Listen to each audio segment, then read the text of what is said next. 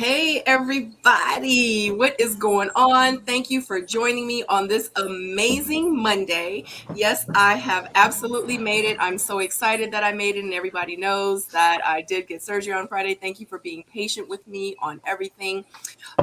Today we are here discussing Ready to Love Potomac, the reunion part 1. I did go live earlier today and I did a watch party. So for the first time, I was able to watch it in its entirety because I couldn't see the other days. So I'm really excited to talk with my panel about it and to talk with you guys in the chat about it because yeah, it got funky. And I have a feeling we're gonna get funky too. You know what I'm saying? Like you gotta.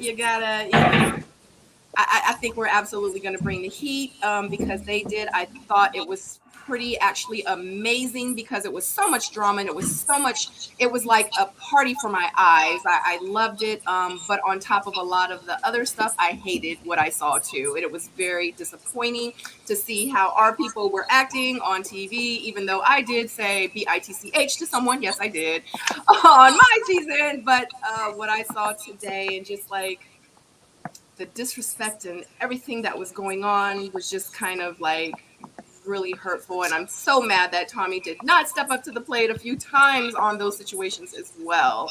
But we are here to discuss those things. Just a disclaimer. These are just the views of ours. Don't have anything to do with the show. This is not factual information. This is just the views of ours from what we saw on the show. And, we're just talking about the characters that we've seen and that has been portrayed on the show. Nothing more, nothing less. We don't know these people. Not at all. But these are our views, and I hope that you guys enjoy.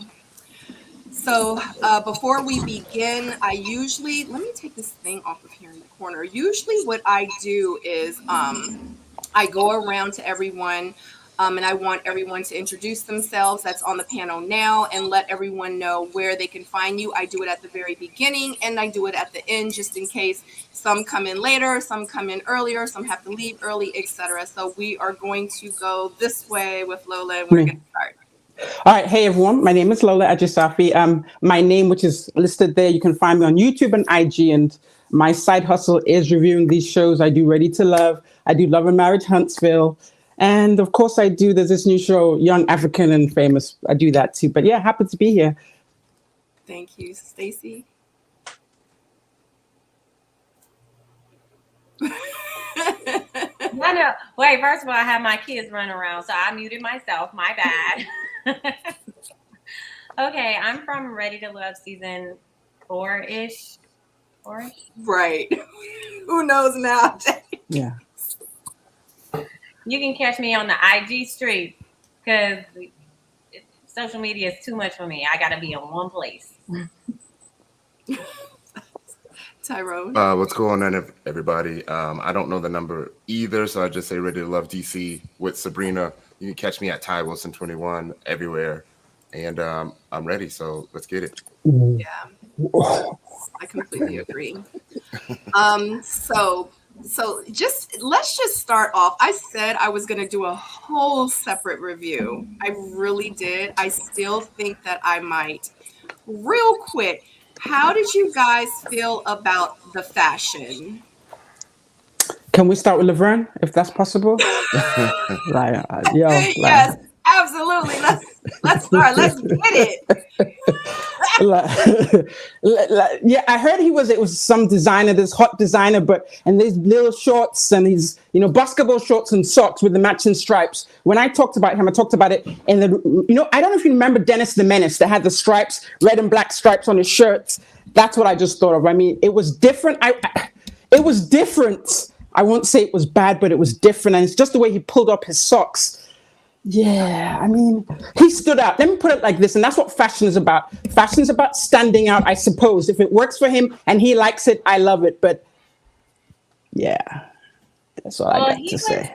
In his defense, Laverne was rocking something similar to the LeBron James, and I was here for it. Like sometimes we get tired of seeing the same old thing, and he's definitely not a wallflower, so who can be mad at him for having his own identity? Mhm. Plus, we got to see. Plus, we got to see he never missed leg day. Yeah. Like, I can't hate on him. It was high fashion, pretty fly. You could pull it off.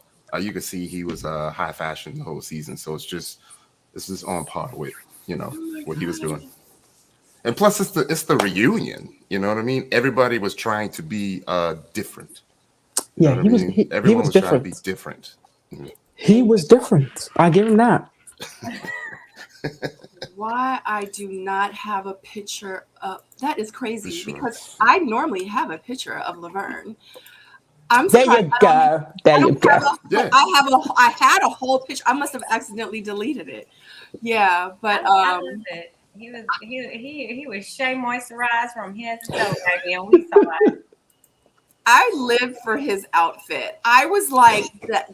Anytime somebody comes and I see them and they come around the corner or whatever, and if I say that's different, that means, it could be a hit or miss, but in real life, I was proud. I was a proud fashion mama. I'm not saying it was the best. I'm saying it was different. It definitely made a fashion impact because guess what? We're sitting here talking about it. Boom. Right. So exactly what he wanted is exactly what he got. Exactly. He still looked masculine. He's like Stacey said, he still looked greased up. He looked oiled up. He was fine. He was sexy. He looked good. Baby, wait, hold on. He was greased up to slide into people's DMs. Oh. Well, he's single, so he can do whatever he wanted to do. You know what I'm saying? But I thought he looked sharp. He looked different and sharp, and it took me a second because I had to tilt my head a couple times. I was like I couldn't put my finger on it, but it wasn't like I didn't like it, but it wasn't like I loved it. It was like a statement, like a nice watch, but in a suit. Like if you know, you know. Yes. If you know, you know. Yes, I loved it. What about the ladies' outfits?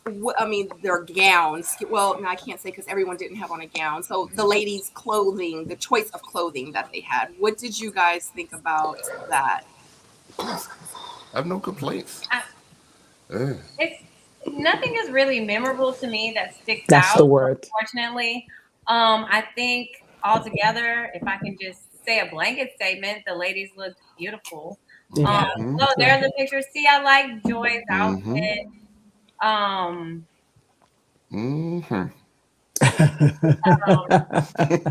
Tina looks great in blue, and royal blue is her color. Do you have the other side, maybe? Yeah, I think I just had it.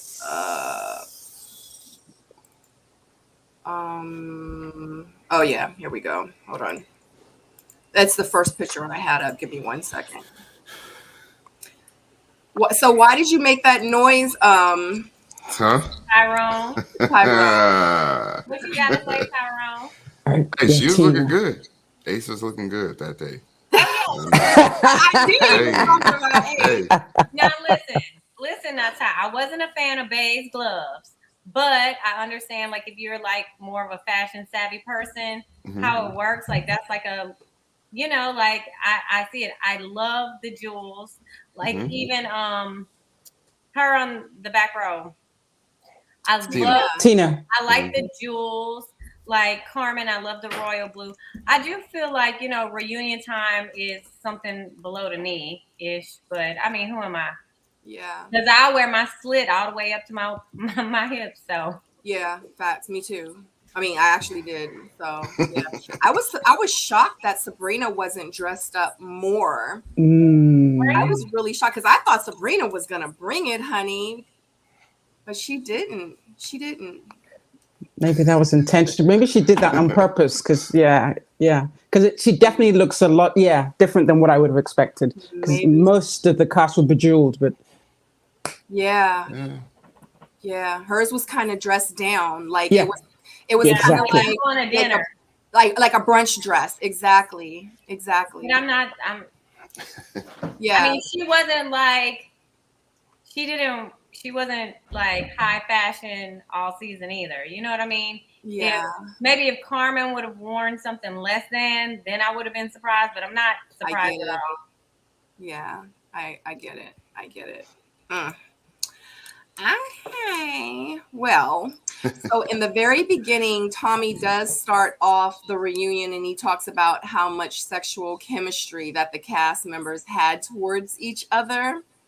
And it pretty much went through like the whole clips and said that Ready to Love turned into Ready to Love After Dark. What did you guys think about this season's sexual chemistry that they had? The sexual innuendos, like it was a lot. Like Carmen was proud of it. She talked about her and the pickle, how she received the pickle, and and how Dakia talked about her gag reflexes. I mean, it was a lot. So, like, how did you feel like? Did you feel like it was too much sexual tension in this season, or you feel like, hey, they're single, they're having fun, this is what single people do? Like, what are you guys' thoughts on it? I feel like they did it more for effect. I don't know if it's happened in prior seasons, but editing didn't allow it to come through. But it seemed like almost everyone had a sexual innuendo. I don't know if it really implied chemistry or them just playing up for the camera and cracking little jokes, because it seemed very playful. Like, and we do this. So I wonder, I guess all of you all been on Ready to Love. Does this happen usually and it just wasn't caught by the camera? Or is this just stepped up a notch? Because we just seem to get a lot of it this season. Maybe the season was a little drab and they just kept putting it in to get us going. Because yes, they're single, but we all kind of crack those jokes, but it seemed really intense this season. Yeah, I agree. Like watching it again, it didn't seem that bad. It just seemed like they just put a collection of these sexual innuendos all in the same clip. And then it just was like coming at you over and over and over again. And the fact that, we did it, I remember having those conversations, but it just wasn't on film. Right. So actually seeing it come out a whole lot, it just seemed like more than it was. I also don't remember it being so much sex like at the first mixer and stuff. Like here, when I watched that clip, I thought I was pregnant. I thought I got pregnant from watching it. Yeah. I'm gonna have to go take a test next week to see if it's up. What you talking about? The beginning of the reunion scene? Yeah, when they did all the sexual innuendo together. That was a lot. I was my uterus felt violated. All of it felt vile. I was like, damn, y'all was getting it in, huh? Yeah, it was a lot. It definitely made me like feel some type of way. But it is what it is. Like Carmen said, at the end of the day, we are all adults. Yeah, I loved it. Yeah. It's more realistic because, in our normal lives, we do play around and break the ice, say little stuff. I mean, I ain't gonna lie. The kidney thing. I didn't like that. It was a bit much. I didn't like it. I wrote him off because of that. Like that, it was just too much. Like, you can talk about your Johnson without talking about my kidneys. And then his explanation for the kidney comment really implied that he didn't understand biology. So yeah, still. Girl, no, you didn't. Yeah, like he said that he's hitting kidneys means that you're shaped. Like his explanation for using it didn't make any sense. I think he was either trying to write it over, or I'm leaving it alone. Lola took it literally. Like, yeah, I did. I'm like, bro, like I did. I'm like, what you saying? Like, is that what you're saying? I'm trembling. Like, no. I did take it. I caught a cramp when he said that. That was very like damn. Nobody plays with UTIs here. Like, no. No. It's not comfortable. So why are we cracking jokes about it? But that's his thing, I suppose. That's his little, his stick. But no yeah. pun intended. Oh, you said shtick or stick? Good one. In his defense, there was all right, go ahead, Stacey. Oh my God. Hey, best friend. on mute. I don't know if the panel ready for both of us today. Hold on. And he's probably a nice guy. I don't know him, but when I've seen him outside, he seems like a gentle fella. But that one phrase that he's used literally just put an X on the screen for me, for him. But like we say, we don't know these people. We don't know the other part of him, but that alone made me. But now I'm looking at him. He's probably a nice, gentle guy. So I don't know. But that one thing was too much. Yeah. But, yeah, he is good dude. I actually got to hang out with him and Wiley like a couple nights ago. Him, Wiley, and who else was there? Phil and Courtney. Yeah, good dude. Good dude. He probably is. But that kidney stuff, he couldn't recover from it. It was done. In your eyes. Yeah, look. Yeah, I don't know any of the other ladies in my eyes, but any other lady that understands what a UTI is, we're not playing. So he should have just said, my bad. I shouldn't have said it and cleaned it up. In his defense, there was one time where Precious brought it up. She says, "Are you the kidney smasher?" Yep. Then he just had to admit to it. You know? Yep. Yeah, that's me. Yep. You know? And you know what's crazy is this is just my observation. I feel like the Tori that came into the season, the show, was not the Tori that left.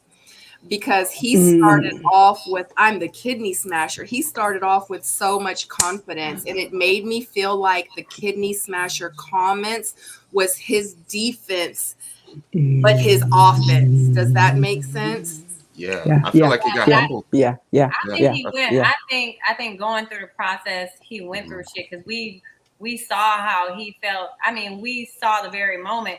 Like we had that moment where we were like clutching on pearls, and then the other moment we trying to give him pearls and a handkerchief and all the collection from the congregation. Yeah. Just like, baby, what you need? Because like we saw him go from an extremely confident guy, yes, to where he was totally deflated by the end of his run. So he definitely lived this journey.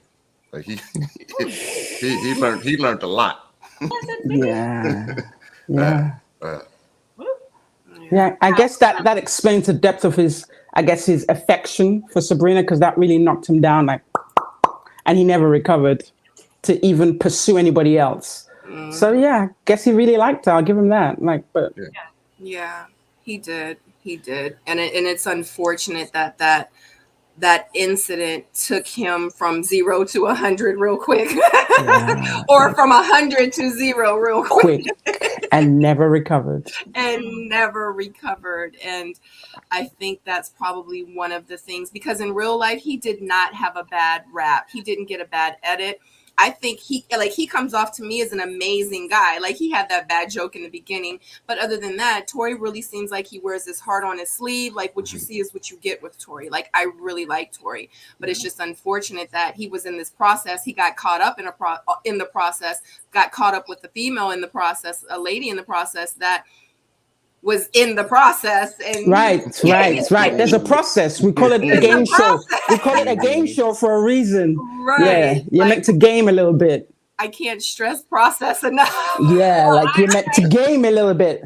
Actually, I follow him on Instagram, and I see him all, his posts and stuff, and you can tell he's really a gentle guy with his daughters and stuff. So, yeah, I think that was unfortunate, the kidney thing, but I think that he can, personally, he can always recover because he comes across as a genuinely nice guy.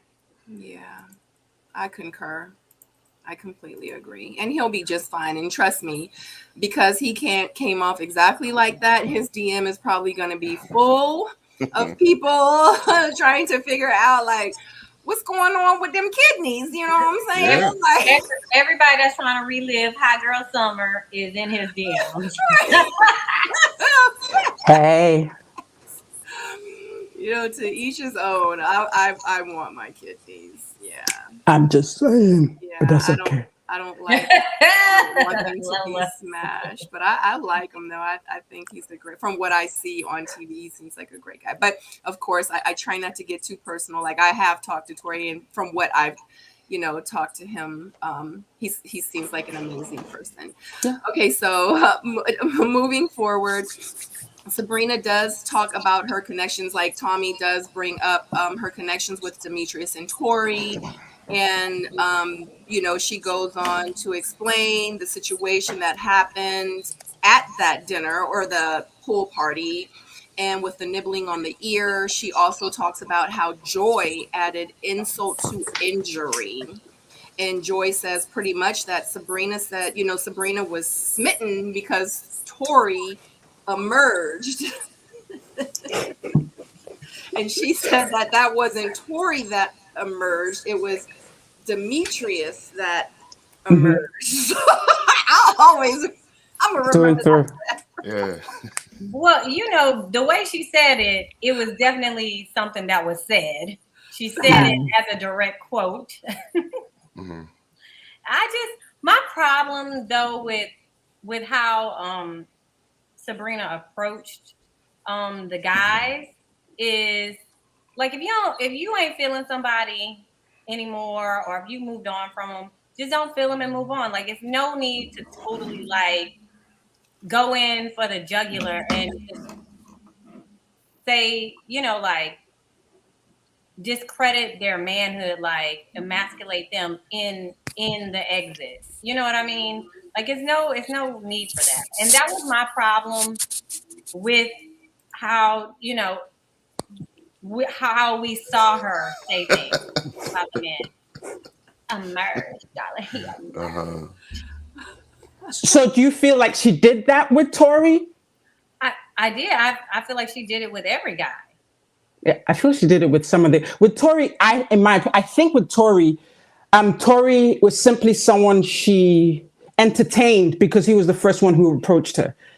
Because she seemed to have a different reaction to Demetrius and Donovan. Like, she seemed more into them. But Tori just seemed to be the first guy that liked her, brought the cupcakes. He was sweet. Like everyone's saying, he seemed to be sweet and nice. But I think in real life, he's that nice guy that all of us want to give attention to because he's a nice guy, but maybe don't feel anything for. Yeah. Well, so go ahead. That's that low-hanging fruit syndrome. Like, it's somebody that he's here and I can go back to him and bite him and put it back on a tree. And when I want another taste, I can get it. And I think that's what made him feel so defeated. Yeah. Oh, you're exhaling, Ty. What you exhaling for? I just sometimes feel like we're just undecided with what we want. Do we want people to date and explore the options, or do we want people to just find someone right away and make their choice? We want to date and find options. I think he was smitten by her, and he pursued her just like some of the other people that found their connections at first sight and still went through the process. His problem, that it seemed to me, is that he didn't fully allow himself to go through the process. It just gave me KG vibes. KG from Houston. Last Resort. He zeroed in and that was it. And for this show, that's not what you do. You have to have a couple of eggs. It's Easter time. Get a bunch of eggs because it's Easter time. But there's a fine balance between getting those eggs and wasting people's time. True. Right? That's true. That's true. No doubt. And I think with every interaction, you want to be respectful. But I think because there's this thing of you send someone home every week, there's this tendency to maybe want to play a different way, as opposed to just saying, I'm not into you, let me focus on this. Because then again, I hear about these games that goes on behind the scenes that I'm not privy to, where you have other people trying to vote people off. So if you don't have your eggs in different places, you could be going home the next week, even though you do have a solid interest or connection. Yeah, so it's chess and not dating. Yeah, we don't want to call it a game, but it seems like those first 6 weeks. It's a game, yo. It is, right? The first 6 weeks it is. But I mean, but if we learn anything, like just like as women dating, if we learn anything from the show and what's refreshing about a Tori or a Laverne or guys like that, there's guys who are able to show interest in you and pursue just you. And I feel like though it you know, you gotta realize that this may not be the situation for it, like the perfect situation for it. But it was refreshing as a woman to see, hey, there are guys out there who's like, hey, I want you and I'm gonna pursue you. I don't care about the external noise. Boom. In real life, that's amazing. We want to see that. But like I always say, this particular platform is not for everyone. I don't, if you're a nice guy, and it should be normal, you want to zero in on so I even think for a woman, we want to zero in on someone. We see someone we like and we think is attractive. All of a sudden you see yourself in a white dress and you think ahead. But in this show, you literally have to be like this and play a game. And then at the end of it, then of course, submit to feelings or else you get hurt the way Tori did. Yeah. So this wasn't the best medium for him, I guess. I do want to give the guys credit for doing that, but it was kind of forced because of the truth or dare game. Early, it was. Honey, Sabrina sabotaged her own self in that. Yeah, she did. I might have said dare, but guess what? Right. I changed my mind. Right. She didn't think it through. I think she got excited and did. Yes, she didn't plot and plan. Yeah, that's true. She could have played it really different. Yeah. Exactly. I would have never, ever showed everyone my hand. Period. So early. Blank. So early. Yes. Yeah. I concur. It's just an unfortunate situation. But I feel like at the end of the day, Sabrina did what was best for Sabrina. And I do agree with you guys. But in the same sense, like, I wish we lived in that world where, you know, a guy was like, you know what? I'm messing with you. I like you. I want to focus on you. It's crazy how we have the guys that do this on the show, but in real life, in my experiences, that doesn't happen. They like, I got her. Like, you know, and it's just. You get a kidney smash and you get a kidney smash. We need to play some more truth or dare in a group setting. That dumb game always causes problems. Like, nah. Yeah. So it just makes me, you know, feel like if that is the type of person, like if that's how you are, cool. But like Lola says, you have to, in this situation, in this group setting, you have to have more options. And my thing, how I did it is I wanted to have multiple options because I felt like if I kept doing the same things, I was going to continue getting the same results. I did not want to go into a situation and say, dag, I'm attracted to him. Dag, I'm attracted to him. And dag, I'm attracted to him. I'm shutting everybody else off. But guess what? My future husband is over there talking to her. But because I'm thinking that's not my type, or I'm not really attracted to him from the beginning, because that's what I've always done. So I wanted to keep myself in the process to say, I really want to get a chance to know everyone, period. You know what I'm saying? And it's like, I didn't want to put all my eggs in the basket, because that's the problem I've been having in my real life. I was putting all my eggs in one basket. I'm like, oh my God, I'm in love. And then months later, he like, well, I just thought we were still dating. I'm like, no. You see what I'm saying? So we as women, we zero in too quick, I might add. So this process should teach us something. Yes. And just kind of pull back for a second and watch and wait. Because it's true. You see someone who's attractive, great conversation. Like you're like, I'm done, I'm settled. Like, no. Give it some time. Absolutely. And that is something that I did learn on the show, because now I do incorporate those I guess those ways into my life now and how I date. It's like, you know, I don't want to just see someone and talk to someone and think, this is my guy. That's my guy. Like, he's perfect. He's tall. He's this, he's that. Oh my God. Like, I could see him being my future ex-husband. Like, OMG. You know, I'm just joking. I'm not really doing that. You know, but that, and I don't want to say that. I don't want to think to myself, okay, he's perfect, I'm going to block everybody else out. I'm That's like, no, I'm going to talk to you. I'm going to talk to you. I'm not doing anything other than talking to these people and getting to know them. That's it. Why can't I have more than one option? As you should. Right. And that's how I feel like that's what the show taught me, though. My options open. And guess what? At the end of the show, I figured out I am the prize. I do know my worth, and I'm not going to settle. Period. And you shouldn't have to. Right. Because that's what I've been doing this whole time before the show. And this show just made me realize that, Sabrina, stop doing that. All right. But anywho, oh my gosh, child.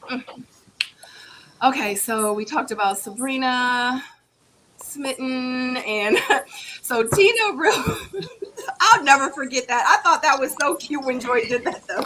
It was like when you were smitten, her little hands. Okay, so then it kind of goes off to green screen where Tina is in the background and she's talking to, I want to say it's Kina.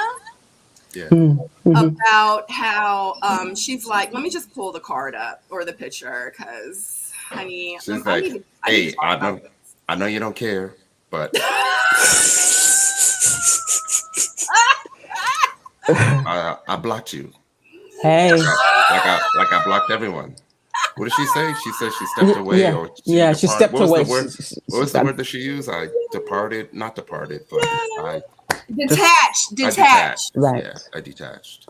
I can actually sympathize with her and kind of understand where she's coming from, though. Because I know, Sabrina, you've been through the process, right? And yes, you have a kid, and yes, you run your own business, so that requires extra time.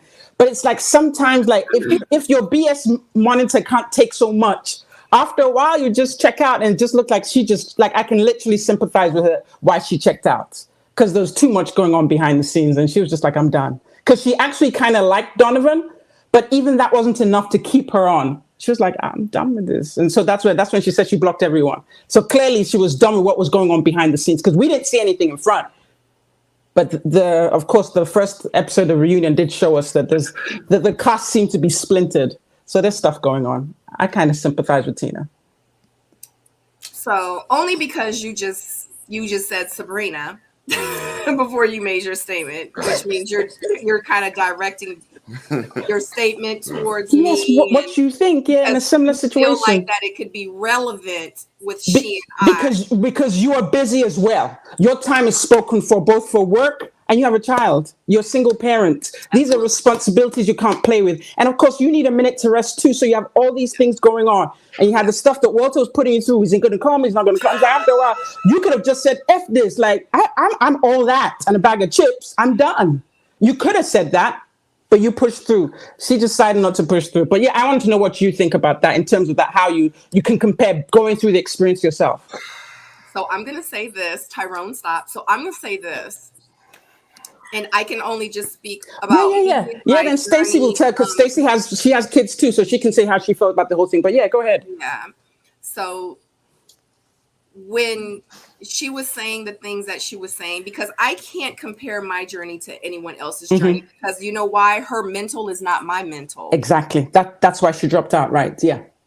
You know, it's and it could be other things. You don't know if she was using that as an excuse. Like, you just really don't know. But I will say this: I am a single mom. We filmed 6 days a week, and on that 7th day, I would drive 2.5 hours south to go be with my parents just for that afternoon and that night, and we get right back on the road that morning to be back to film the very next day, while I had my daughter full time with me while I was filming.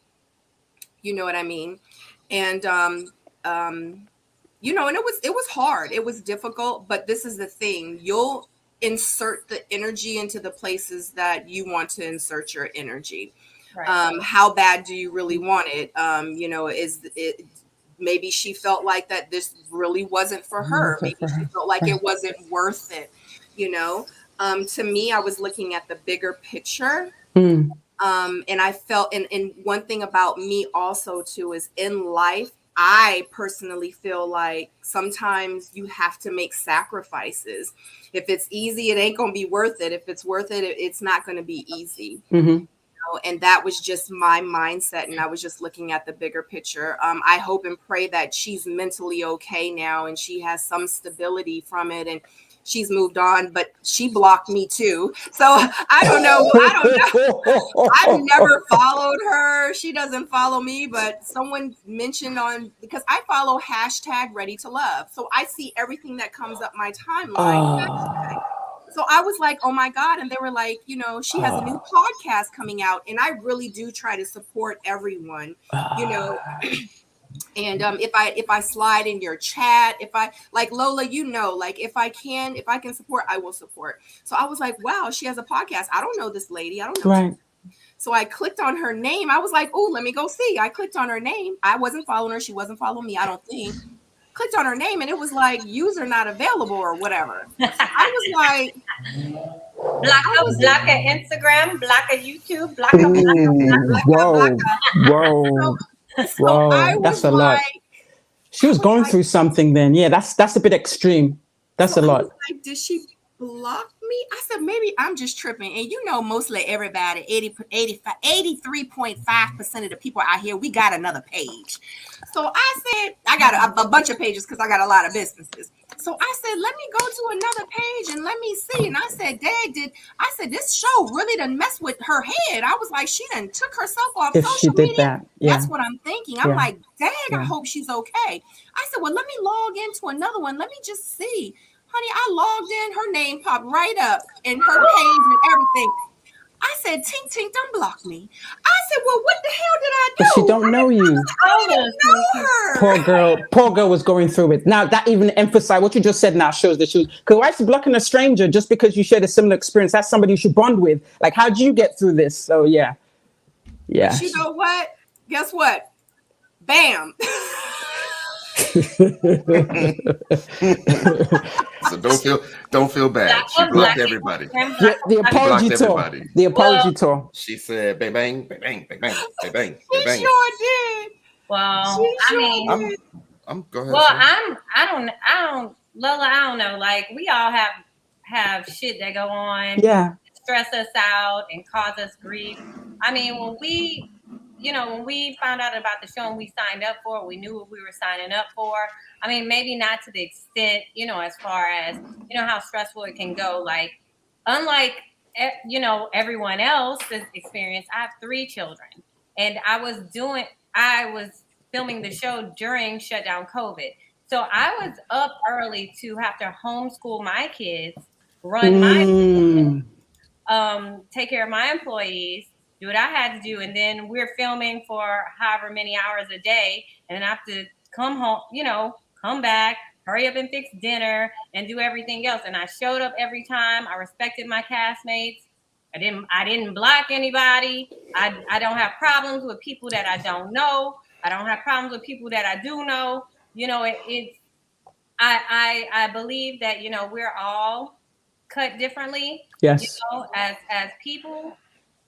And some things can affect us in other ways that it might not affect others. I don't think it's fair to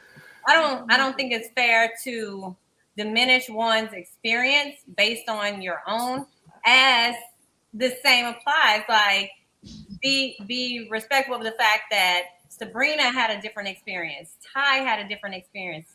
I had a different experience. And when we speak out on our experiences, just because it's contrary to yours doesn't make us bad people or your enemies. It's just, I think that, the viewers deserve to have these multiple viewpoints so that you guys can figure out, your full picture and your own opinions. And that's fair. You know what I mean? Everybody's not for everybody. The process isn't for everybody. I mean, it is what it is. Boom. I think that's it. That's it right there. Because clearly you 2 ladies are strong because you do have a bunch of things going on. 3 kids is a lot. And then your responsibilities. And of course, the homeschooling drove me mad. And in addition to filming. And I got to feed them and figuring out. And okay, so I live in Houston. I'm not from Houston. I don't have family here. And help me out. I'm a single mom. Like, I don't have some of the luxuries that other people have, and that's not a complaint. These are my damn kids. The reality. Yeah, it's my kids, happy to do it. And my kids, just like Sabrina's baby, they were excited to see their mommies do something different. They were excited to see us in a different light. Because my kids, they were like, dating? What? Like picking out outfits and stuff. Like it was a fun thing for my entire household. I mean, it was stressful and strained, but I don't feel like I didn't use that as my excuse. Yeah, I'm torn. I'm torn. So first, as a mental health advocate, you know that's something I'm very serious about. I support her in that aspect. Yeah. I listened to it again with these noise canceling headphones so I could hear the audio, and the audio was like really, really choppy, like almost cringe, almost to the point where like most of her parts just seemed like it didn't Mm. even fit in, right? I was a single dad throughout the process as well. Um, but I also believe that there is a time where you have the opportunity to acquire some clarity post process.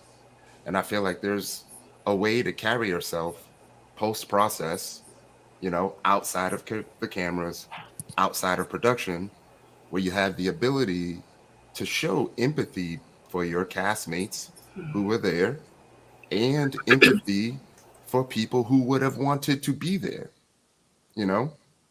And for people who wouldn't have said, yeah, it wasn't for me, so I just left, right? Right. There are people that would have wanted to be in her position, to go through that.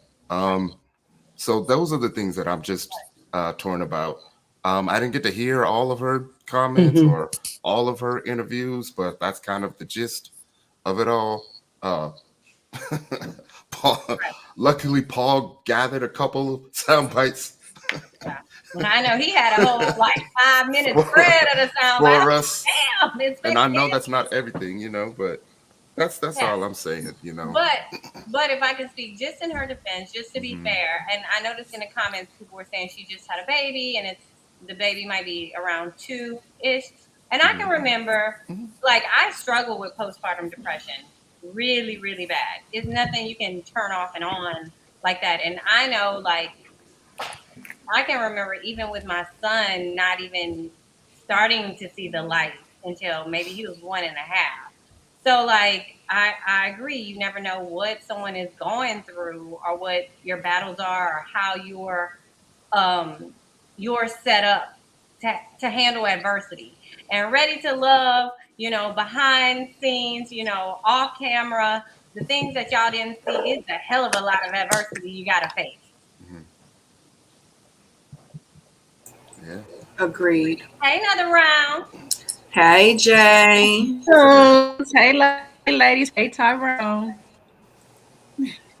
Did you want to chime in on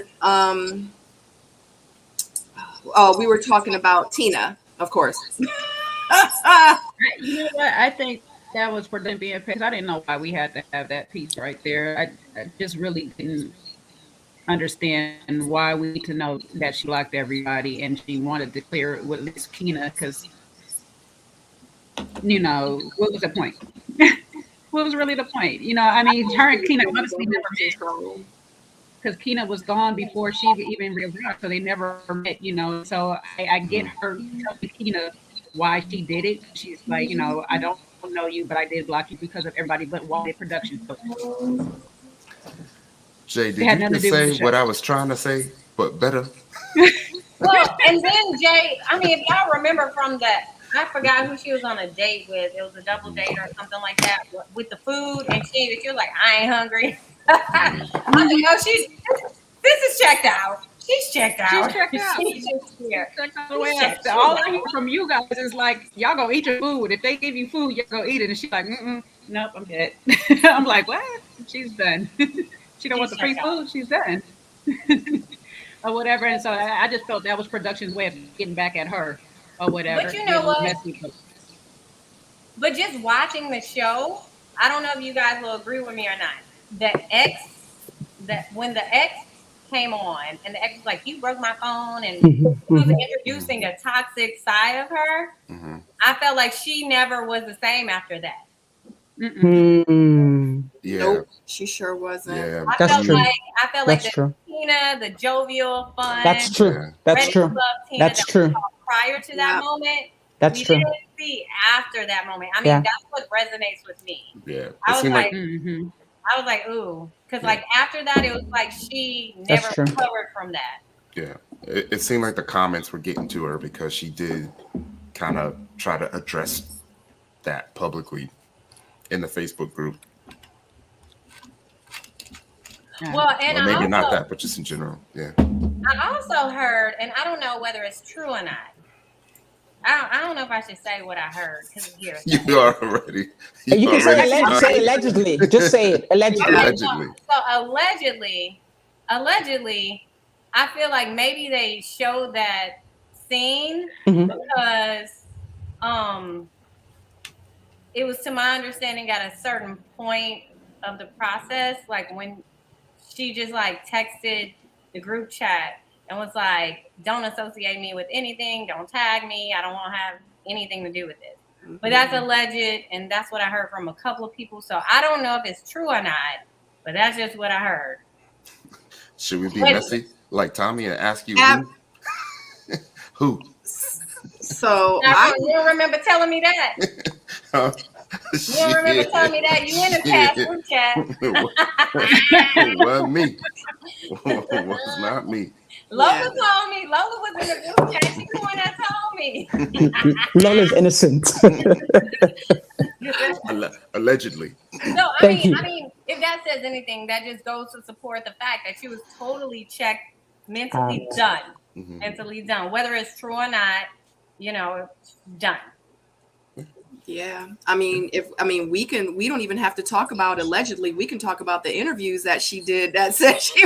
I mean, that stuff is on the internet, her words, and it's from her mouth. Yeah. So we don't even gotta say that stuff is alleged anymore. She kind of put it all out there. She was doing interviews before she was even off the show. Yep. So I mean, it's confusion too.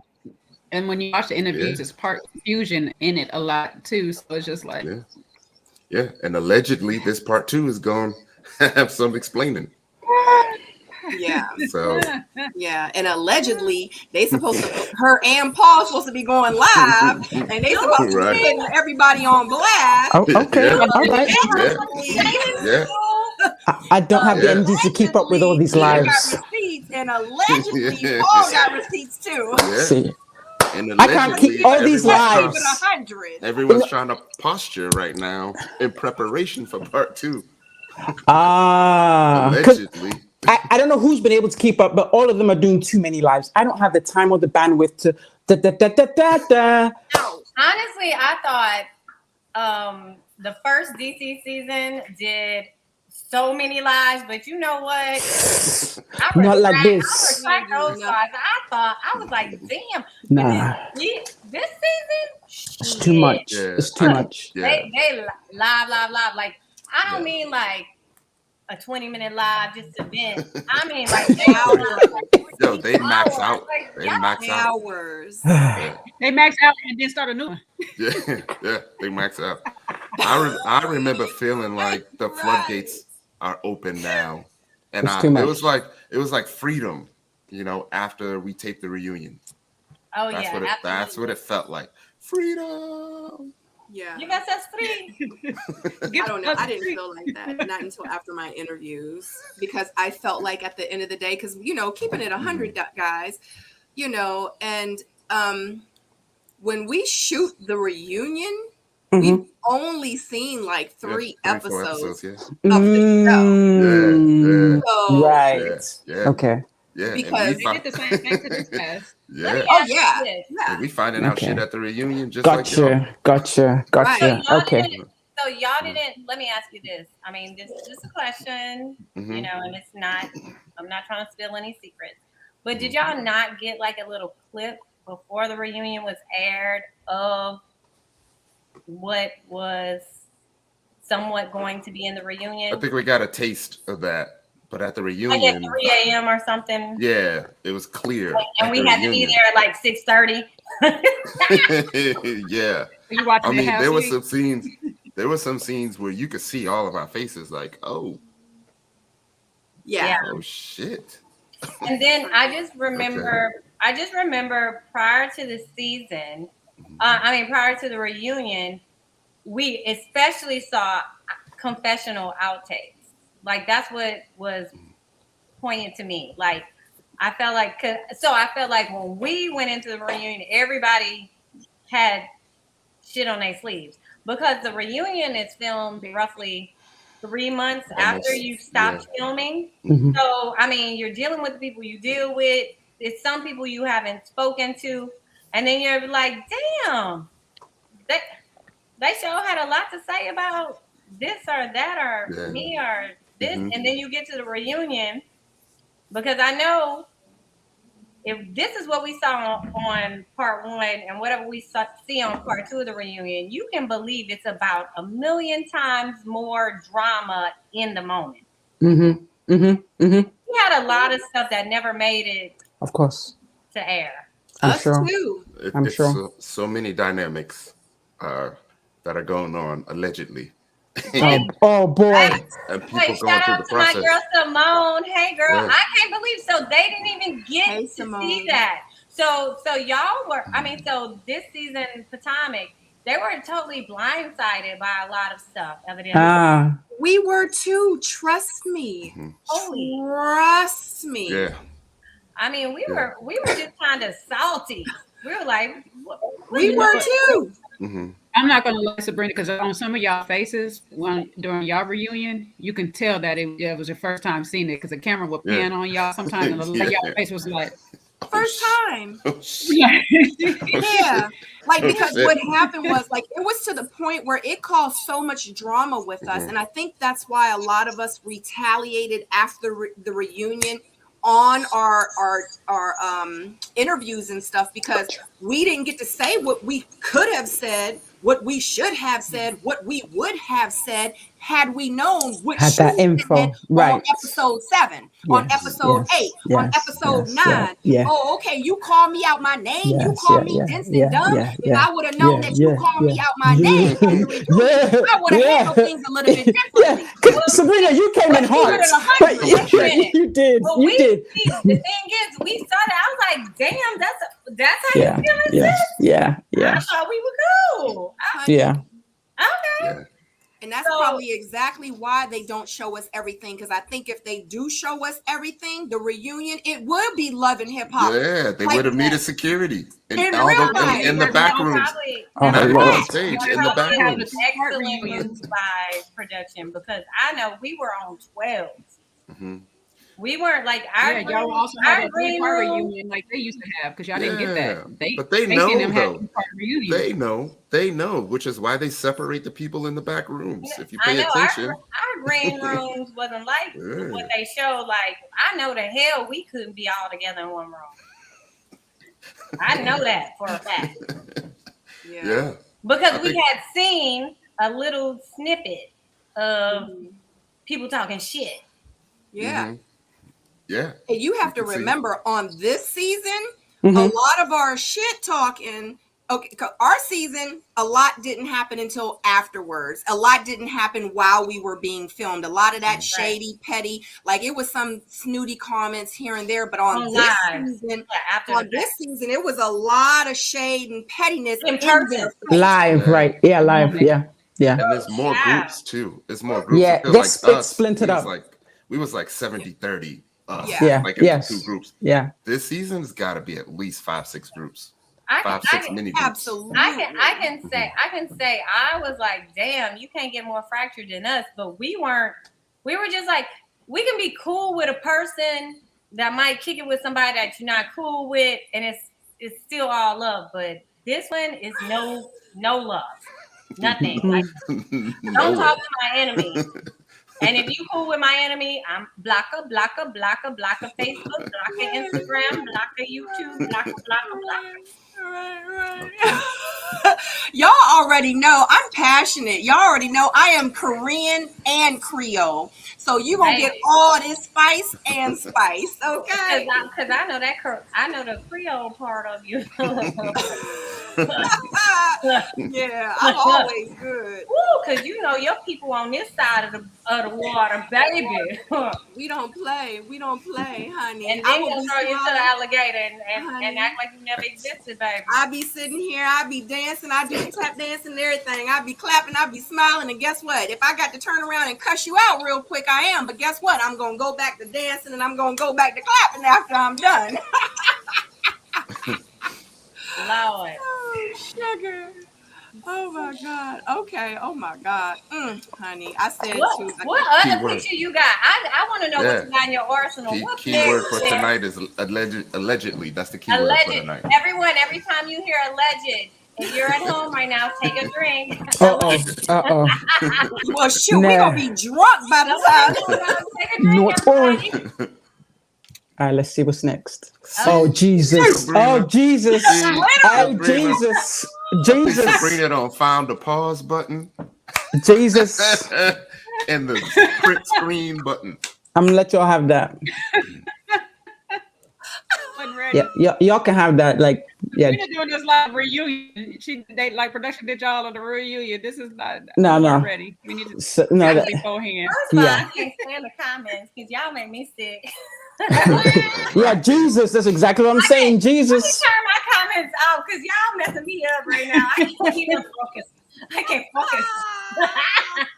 I was said I was not gonna be petty tonight, and then Sabrina gonna come up here and bring. No, go ahead. No. Tell the truth. That it's not being petty. Like, Right. if your opinion is not petty.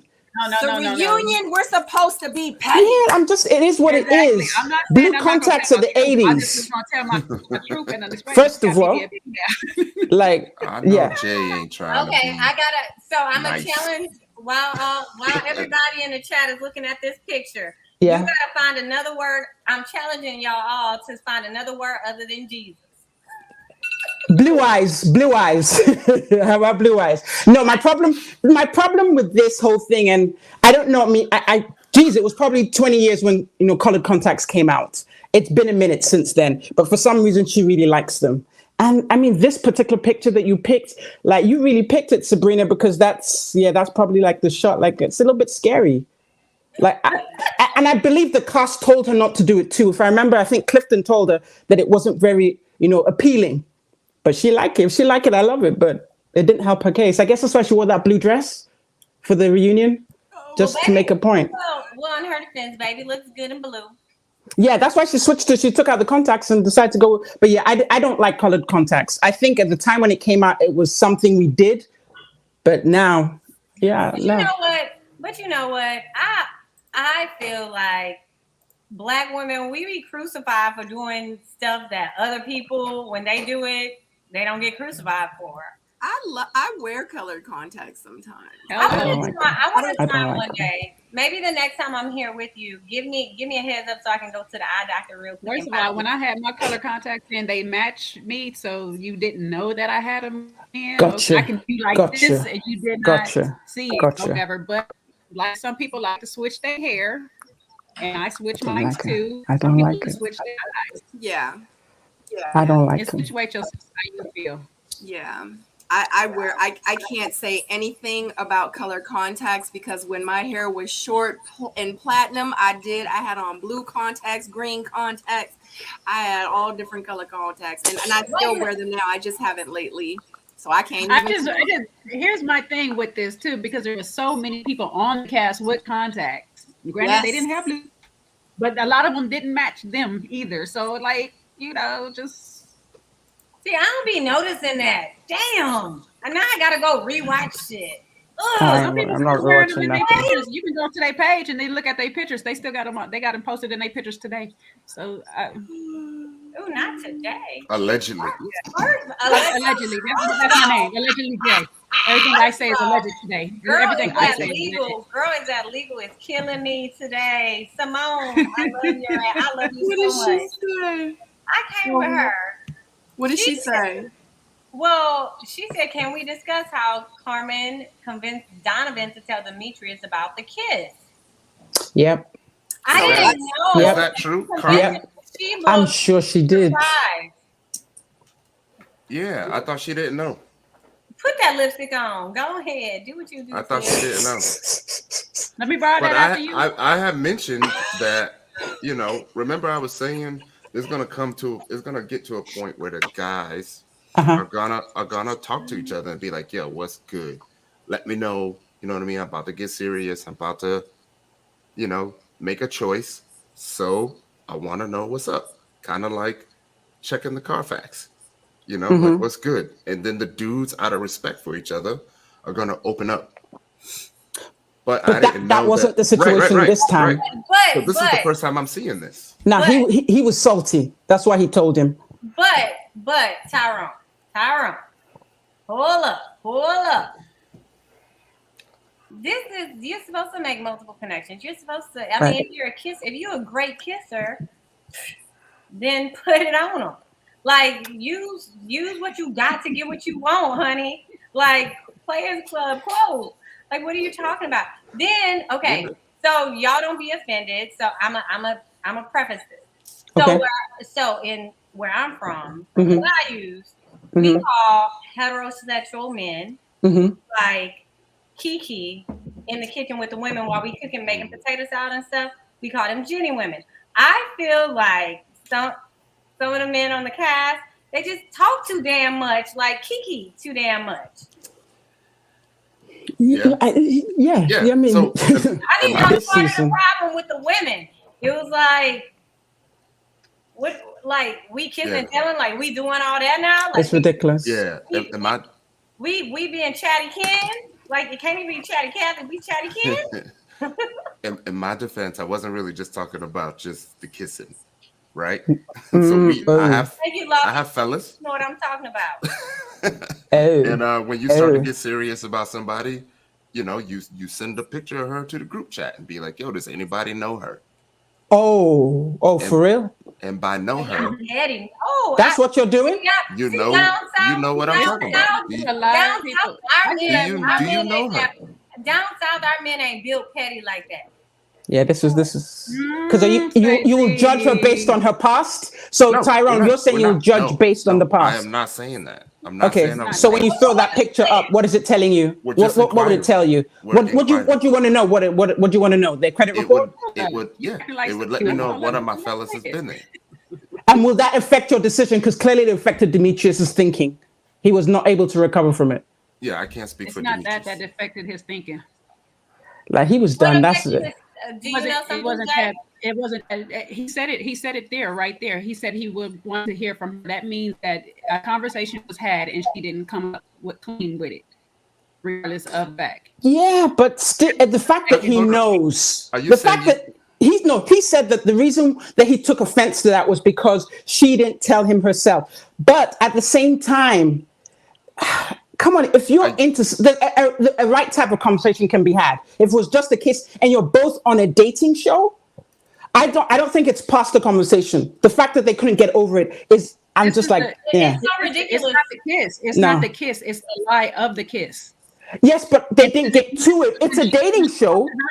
Yes, but when she did her thing is, I agree with this. You're not my man. I don't have to tell you anything. But at the same time, that also means I don't have to tell you a lie either. I don't have to deny anything I'm doing because you are not my man. This is a process. You've been screaming. This is a process. This whole thing. So I should stand in my ground and say, yes, I kissed somebody else. What you wait? But he did. Well, he didn't lie about I'm not it. saying that Donovan Tillin was right. I'm not saying that's not that was, to me, that's not your place to tell. You're supposed to tell your connection about your things to make sure you're clear with your connections. I think she it was omission. She just didn't tell him. Right. She didn't lie about it. She just didn't tell him. And I understand that as a woman, it'll take a second before we start going through my little Rolodex. So I still don't think it's past a conversation. Moderator spam. If we can kick it up a notch, okay, I'm interested, especially in Simone and Jay and Sabrina and Ty and Lola, everyone here. So what we found out in the reunion was Demetrius also, Sabrina said that she didn't want to meet his mother because he told her about the kiss. What do y'all think about all that? To be honest, I think I would, because I was curious as to why she wouldn't meet the mother, but now I get it. That would make me a little bit uncomfortable, really uncomfortable, because that means I'm going to go to someone who I'm going to show respect. So if she comes at me a certain way, I'm still going to sit back and take it. So why would I put myself in that position? So now I get why she wouldn't meet with his mother. And first of all, and then second of all, I think Demetrius, as a grown man going through this show, it's a little premature to tell your mother those kind of little details, particularly if this is a woman you like, because as family members, we remember the bad things, we don't remember the good things. So right there, you put an X on top of her face. And because Demetrius was hurt. Hi, Simone. Oh, hey, you guys. What's up, Simone? My hair is not combed and my room is messy. So I have my little avatar up, y'all. I found it interesting, too, that Sabrina was saying Demetrius was so hurt by it, he had not spoken to her for 3 days. And then on the third day, like how Jesus rose, during Easter, he says to her, I have risen. Now meet my mama. I'm going to be like, well, hold on now, Lazarus. Yeah, especially given that it's going to be televised. So now I'm going to literally be in a situation where I don't know this woman. I could be walking into a situation where I'm going to have my butt handed to me on TV. Boom. Because I thought I was doing something right. Even though ultimately, she says that she would have handled it differently later on. But also remember that the kiss happened off screen. So it's a little bit different when you're dealing with an off-screen something, because literally anything that happens off-screen, if they don't have any footage of it, it doesn't get included. Just like here, it wasn't included. So it makes it real tricky. It could go, I'm just saying, I could see her situation. If I was in her seat, it could go either way. Yep. I can see that. I can do that. But like you guys said earlier, this is a game. That's always going to be in the back of my mind. This is a competition. This is a game. This is everything. So for me, moving in through this whole process, you're not going to get the one up with me on me, period. So my connections are always going to know. That's just how I move through life. I'm a different type of grown person. I don't have no problem being honest about what I'm doing, because you can't punish me or penalize me. All you can do is go away, and that just means that you ain't the one for me anyway. So if you can't talk to me about this situation, about a kiss, that I'm in a process and I keep screaming to everybody, I'm going through my process, bye. That's how I look at it. That's what you need to do. And then if I tell you the truth and you want to tell your mama about this kiss, then come on, mama. Then tell me how I'm supposed to do the process. We don't have this conversation, okay? I'm not going to disrespect your mama, but at the same time, your mama can't tell me nothing either. I'm going through my process as a grown woman. You can't do nothing to me. You going through what you went through as your woman. You went through your process and stuff like that, respectfully, before you had your children and whatever, found your man. This is what I'm doing on my process right here. So I think we always learn something from the next season. And I think what really woke me up also a season later was when Sabrina, hey girl, when he was bringing light, sometimes we get lost in the fact that we are going through this process, but we still have lives. And people are not only dating us, but they're dating people in their regular lives too. So if you ain't telling everybody you kissing, I'm just leaving it at But see, that's what I said. I'm a different type of grown up. If you ask me, I'm not volunteering information, but if you ask me, I'm be honest be honest about it. That's where it is. I'm not saying Sabrina had to volunteer. If her and Donovan made a pact not to talk about it, I'm not mad at her for not saying anything. But when it was asked to her, that's where I think the problem came in. Because if she's lied in that moment, and only Demetrius can tell us, that's where I feel like there's a problem. But I don't think she lied. I think he just is upset that he heard it from Donovan. There was no question that she lied. The only person that can tell us that is Demetrius.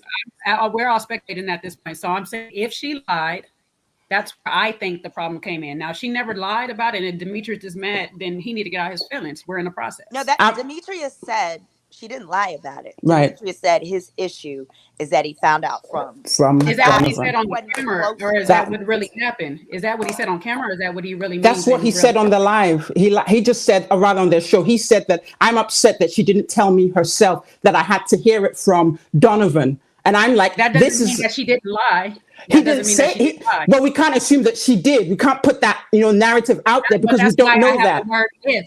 That's why I have the word if. That's I the don't case. even I don't even want to entertain that unless he says that. I just want to say, as a woman in that similar situation, I may not necessarily tell you everything up front because I don't know how many people Demetrius has kissed. But at the same time, I think as two grown adults, if we like each other, we can have a conversation. The fact that he just had that conversation with Donovan, then had it with his mother, and now he's telling us he's mad. And no, I It just sounds it's like so he was it's trying to have that conversation with her though, Lola. If she didn't tell him, but if you think about it, it's such a layered conversation. First of all, the onus for Donovan going to Demetrius, there's so much going around. It's not just one or two. There are a few things going on. We know Donovan told Demetrius because he was feeling a little petty. So there are a whole bunch of things going. So it's like with her, how is she feeling? Because if I put myself in her position, Sabrina's position, yes, she was dating like the guys do. There's nothing wrong with her having multiple contacts. So she had multiple contacts, but she had narrowed it down between, I think, in my mind, it was between Demetrius and Donovan. And in my mind, looking at the script, it looked like she actually liked Donovan more, but she had some misgivings. Then it looked like that night at the getaway house when she was feeding Demetrius pizza, then all of a sudden, Uncle Donovan, his body language changed. And that's when all of a sudden we didn't see them together anymore, and then everything ensued. So I just feel like the whole thing started off too petty to begin with. So I'm giving Sabrina that grace period that, one, as a person, sometimes you may not necessarily tell everything at the same time. Not to say she wouldn't have told it, but she just, Donovan beat her to the punch. So they should just had a conversation and killed it. But I think Sabrina, at this point, she ready to shoot. I'd be as mad as she is. I would just, I won't meet your mother either. But do you think that's a reason not to meet somebody's mother? Like, if I meet someone's mom, like Donovan did, Carmen did, all of us, we all have exes, we all have a past and a history. Is that enough to not meet someone's parent? Like, not to take the tough questions?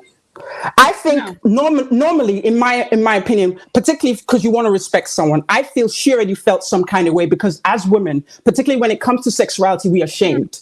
So she's ashamed already. She feels some shame. And this man's mother knows about the past. She can't even imagine what they'd be saying. That shame alone is enough for you to say, maybe I don't want to go there. Because one, you're going to go there with different energy. One, because you're ashamed. And two, because you know what? This is the man's mother. I have to respect her. And three, their cameras rolling. Like there's some damage that can be done that you can't repair because everybody sees the damage and they don't see the repair. So I can almost understand why she didn't want to. Like I get it. Because it's true. If you think about when you were younger, when we were put to shame. Lola, if you're saying we need to have a conversation, then the logical thing before I meet your parents, I would like to have a conversation with you. Yeah, it's good to have a conversation. I'm saying, looking at her situation, the camera's rolling, I'm ashamed, and I'm meeting his mother. And at that point in time, from what I understand, they're already at loggerheads to begin with anyway. But it's a conversation if there's a relationship to be had. But it won't, if you haven't had a conversation with Demetrius, why am I having a conversation with his mother? That's what I'm saying. I would have said, can we have a conversation before I go meet your mom? I would prefer to have a conversation with you. If that's what you're saying, that we need to have a conversation about it, we need to have a conversation before I meet your mother. That's what she could have said. Before I meet your mother. She could have said that. She could have said that. I'd rather have a conversation. Hey, Lola, a lot of people in the comments are asking, where's your accent from, real quick, and then I have a second follow-up. I am from Nigeria, grew up in England, but live in the States now. So it's a mishmash. Was beautiful. Okay. Thank you. So this reminds me of on my season when Liz was blindsided when she went on the David date with his friends, and they brought up, well, you kissed, I forgot who she had kissed at that time. Yep. And she said that she felt really ashamed. Like they brought it up in a shameful way. Yeah. And I think in honesty, I think that was friends who are around our ages come from a different level than like the wisdom that women or our parents would come, like they would come with a different perspective. But it really, in that moment when Sabrina went through it, when she was telling us like how she felt, it reminded me of like the shame that Liz felt. Mm-hmm. Yeah, absolutely. But my thing too is, I'm like, you got to step back and think about how did all this come into play? What was Carmen's purpose? Her purpose was to blow this up. My understanding was allegedly was that Carmen felt like, hey, she's friends with Demetrius because Demetrius and Donovan didn't have a strong relationship. But hey, Jay, but but Carmen said, I wouldn't want that to be done. I don't want my friend Demetrius to be blindsided. Therefore, in the end, I think the best move would have been for Donovan to say, hey, Sabrina, I think you should go ahead and tell him before I Simone, do. who said Carmen said it? Huh? Huh? I can't give you my source. Honda. Honda. Honda. Girl, it starts giving We can't legal. bring it outside too. It got to be on the show too. Hold up, girl, it's not Because Lola don't want the ifs. Lola don't want the ifs and the what ifs and all this stuff from outside. So we can't be out bringing outside sources. See? Not with a woman's bring it virtue. outside. Not with a woman's virtue. That's all. Okay, but We even bringing the taking her outside out. inside. We just might not name her. But okay, but even Sweeping the taking outside dirt taking in. Carmen out of it, I do feel that Donovan should have said to Sabrina, "Hey, Sabrina, I've changed my mind about the whole not tell everybody. I think you should go ahead and tell him before Wait I." a minute. And really, So, there was no. I don't even Wait, think he needed to do wait, that. I think he Simone, just needed to wait. tell Carmen, and that was it. Simone, so there was a conversation allegedly between Donovan and Sabrina that they would keep it under wraps. Is that what you're saying? Yes, that's what started it all. Donovan specifically said, "Let's keep this kiss under wraps. I have a daughter, and I don't want my daughter to know that I've been on TV, Sabrina kissing said that in multiple Sabrina said that people." in a lie. She said Yes, that in a lie. Sabrina said that in the live. And so Sabrina was honoring his wishes, particularly as a father. Like, if that's the view you want for your daughter, I respect that. I want to support that. And I'm okay with that. So she felt like that's why at the elimination, I guess the week before, her and Donovan had all that heat. And I was like, where is all this animosity coming from? It was because right before they walked into that elimination, Donovan told Demetrius, and Demetrius was upset with Sabrina. Girl, get off my phone. Get off my phone. Let me Context on my matters, honey. It's Contacts matter. Where you get contacts from, though? Thank you, Simone. I think she allow me Don't to take report. no, that's outside. Done. That's valid too. Allow me to report. I'm with the shits. I'm Hi. taking Ty spot tonight. Hi, Jay. Jay, I need a backup, Jay. I'm happy you're here. We're gonna welcome you know? here with "Do You Kiss and Tell?" No, because That's enough. That's enough. Hold on. That's another episode of failure to communicate. Y'all know I kiss on the cheek. Let me give you what you want. No, Man, look, I feel like it's like this, and I don't know. I respect Attorney Redwine's opinion on this one, and her facts, and her allegedly. However, as a dude, and people, period, there's a certain point where if we're being transparent with each other, it's all good. But once I find out that I think you for the streets, rules is off. Did you just say what I was trying to say? Are Better. you referring to you on the street? Which streets are you talking about? I'm talking about period. I'm saying, like, if Stacey, if me and you cool and we have a kiss, and then you start what I think is playing one of my partners, and then I'm gonna talk to my partner and be like, "Say, bro." I mean, me and you, Stacey, at that point, our loyalty is done.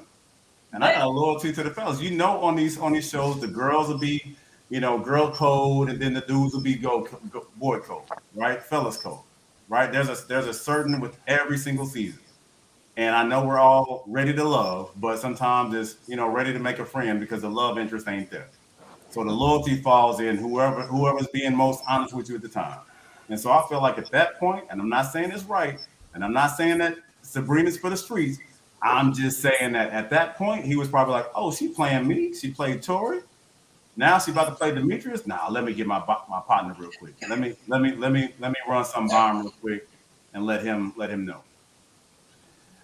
Yeah, Hate all you want. I said it and I said it again. No, Jay. Honestly don't think it's as deep. No, JC, she don't agree with you, Jay, because you got a chocolate smell. This is not fair. Okay, let me go ahead and face myself. No, I was going to let Tyrone speak, and then I'm going to ask Jay a question. Go ahead, Tyrone. Jay, you talking so fast, your camera can't even catch up. You ready? Come on with it. When I walked in, I said I'm for the shits tonight. Let's go. I just feel like once Sabrina had that little meeting with Donovan and it all came out, I just feel like she just checked out and was like, no. You know what I mean? If y'all gonna be like this, I don't want to meet your mom. You know what I mean? Don't matter what you told her. I'm not feeling that with you. You obviously know how I feel about the parent thing, and I'm not doing this for show. I'm not going to continue to meet your mom for show. A matter of fact, since y'all want to be like that, y'all don't want to respect my process, I'm going to just be done. Sabrina, That's how it feels. Do you have a picture of the reunion? Because if you look at the reunion with on the part where Sabrina was sitting next to Demetrius, she was like 2 feet from him. Like it was like nothing there. I think I just put a picture up. She looked like that. Y'all ever see that video of that one girl in court where the dude just aired her out and just told the truth, and she was just sitting there like just staring off in the distance? Don't touch me. Nah, fam, I don't even want a church hug right now. Yeah. Now, Tyrone, I actually agree with you from the Sabrina perspective. Like, I feel like she has a right to feel that way, and I feel like that, but I just feel like both of those can be true at the same time. Yeah. I really do. Yeah. I mean, I was trying to get to that point, Jay, saying like we're gonna talk, we're gonna want to know before we move forward, because you're trying to figure out what that point of no return is, right? Yeah. But I also feel like, they're not really, respecting her process because, egos can get in the way, you know what I mean? And that's why you make comments about people telling me one thing but moving a different way. You know what I mean? It makes me feel like he found out about something that he just didn't like. And then at that point, Sabrina was like, I mean, he ain't even really giving me what I've been asking for 8 weeks. And this one being petty.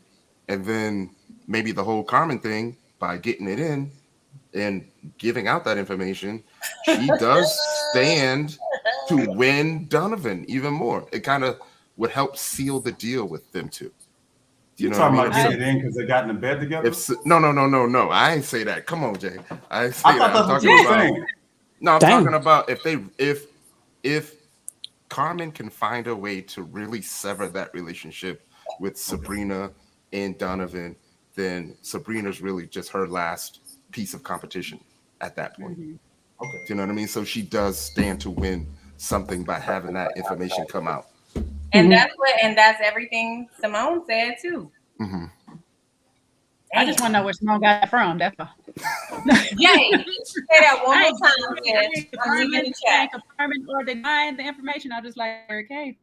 But I see what you like. The same thing with Tyrone saying. I look at it as Donovan and Sabrina were peas in the pod. They were two similar players or whatever. One just happened to outplay the other before the move. And if Sabrina had just came, she would still be in the game. That's all I'm saying. Like, you have to outplay your opponent.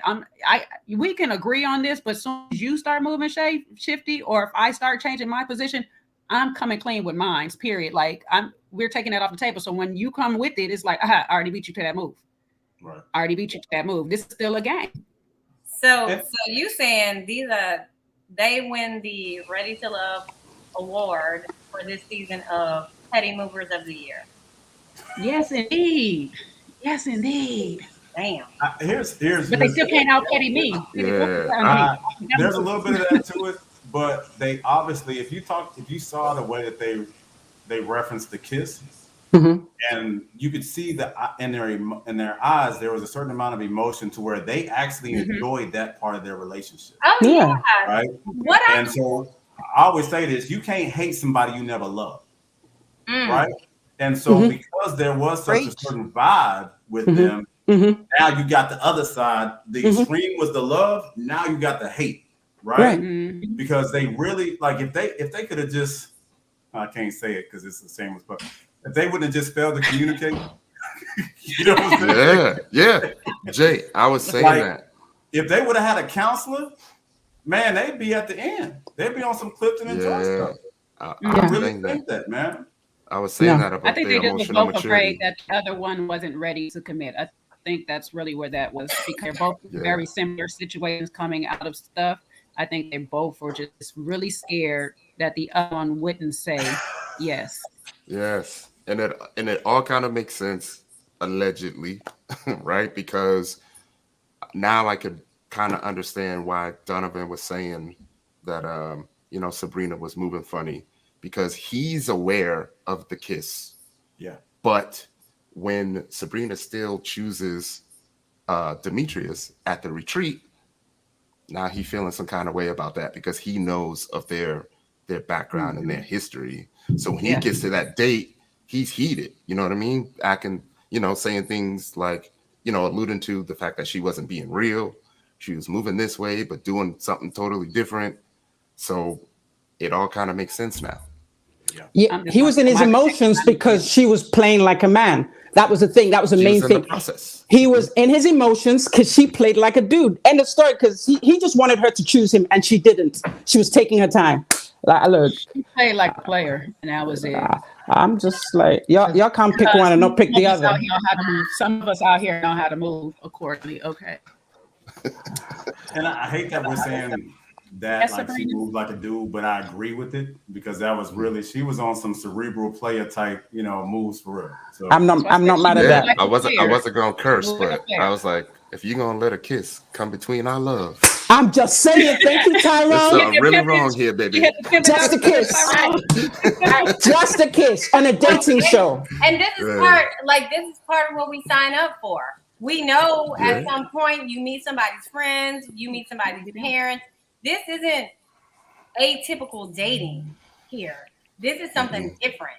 So that's why I'm like, what is the reason, Cardi B? What is the reason? Yeah, and the time is condensed too. Right. So you get to a point where you're kissing someone. That's but this not is abnormal at all. What did we start the show with? What did Sabrina start the show with? She started it with the heat, with all of the sexual innuendo. So what the hell is a kiss compared to all the heat y'all been giving us all season, all of the sexual stuff? Wait, now that you say that, Stacey, Sabrina was probably like, do you know I was about to throw my panties at this man and you worried about a kiss? I said that in an interview. She was like, 1 or 2 more drinks and we've been popping. She's like, a few more drinks. My panties, you worried about a kiss? And that's what I'm saying. You can't hate somebody you never loved. Yeah. Unless it's Donald Trump. We can hate that man. Never met him. Like I said, I'm putting that shit on the Did you ever love him? Did you ever love him, though? Did you ever really love him? Never. Really? Never, motherfucker. Yeah, but still, it's still a game. It's still a process. She Boom. still needed to go through what she needed to go through. People got mad. People got petty. People threw shade. And people were upset. And I mean, she really kind of left them on the bridge. Oh, really? Oh, we throwing some shade now? That's what we're doing? That's what we're doing? Lola, it's because he was getting it all Saturday. Sean was throwing all the shade on him Saturday. Oh. See, I was at work. I missed this. Oh, that's what we're doing. Sabrina, I got you, Sabrina. Sabrina, I got you. Hey, listen, Lola, Sean shaded him all up and down hallways. Oh. Well, that's the truth. I wasn't in hallways. Well, you crossed it. Access, but I wasn't in hallways. Wait. So while we're on the subject of Donovan, so what we saw in the reunion, right? What do y'all make of the interaction with Carmen's parents? With Carmen's parents? I thought it was cute.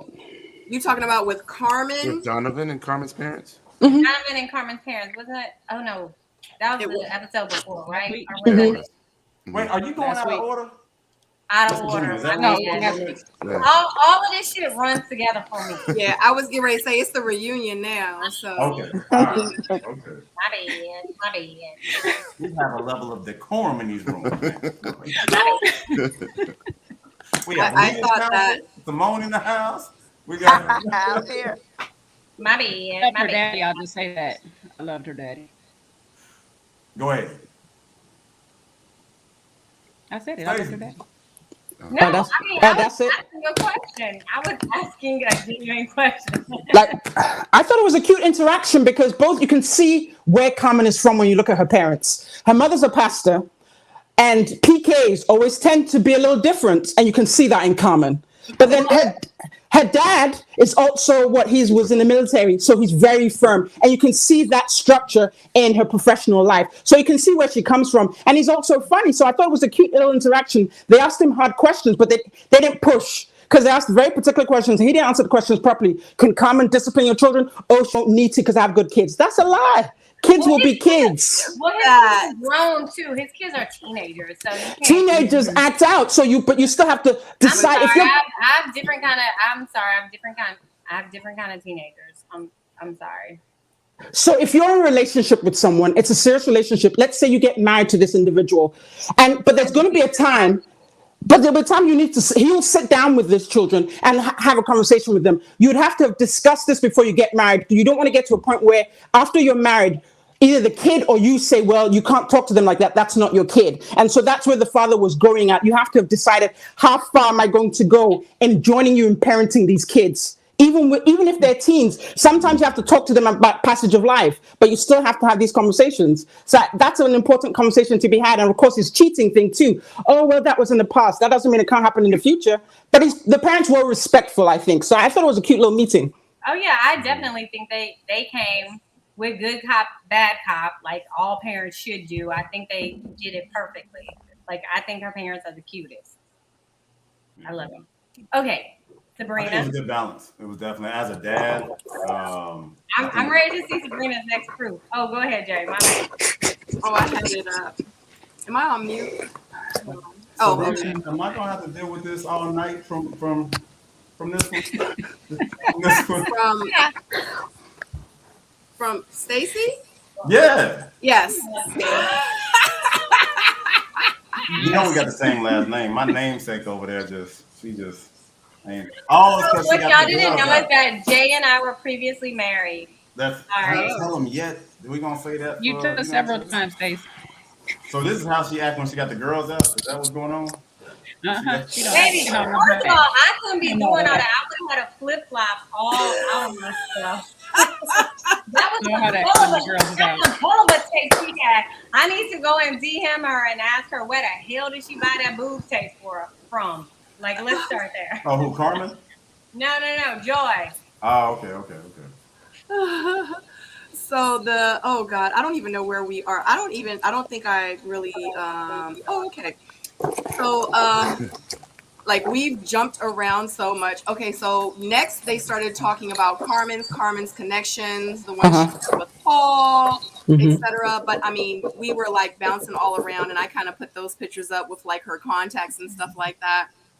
So, but my thing is we started talking about Sabrina, and you know, we went through it. But my thing is I want you guys to let me know how you felt about this reaction from Joy because that's what we were discussing when Donovan mentioned that they were the Golden Girls, and this was the reaction we got from Joy. How did y'all feel about that? I don't know why she felt like that. I think it's stuff behind the scene that we probably aren't privy to. Yeah.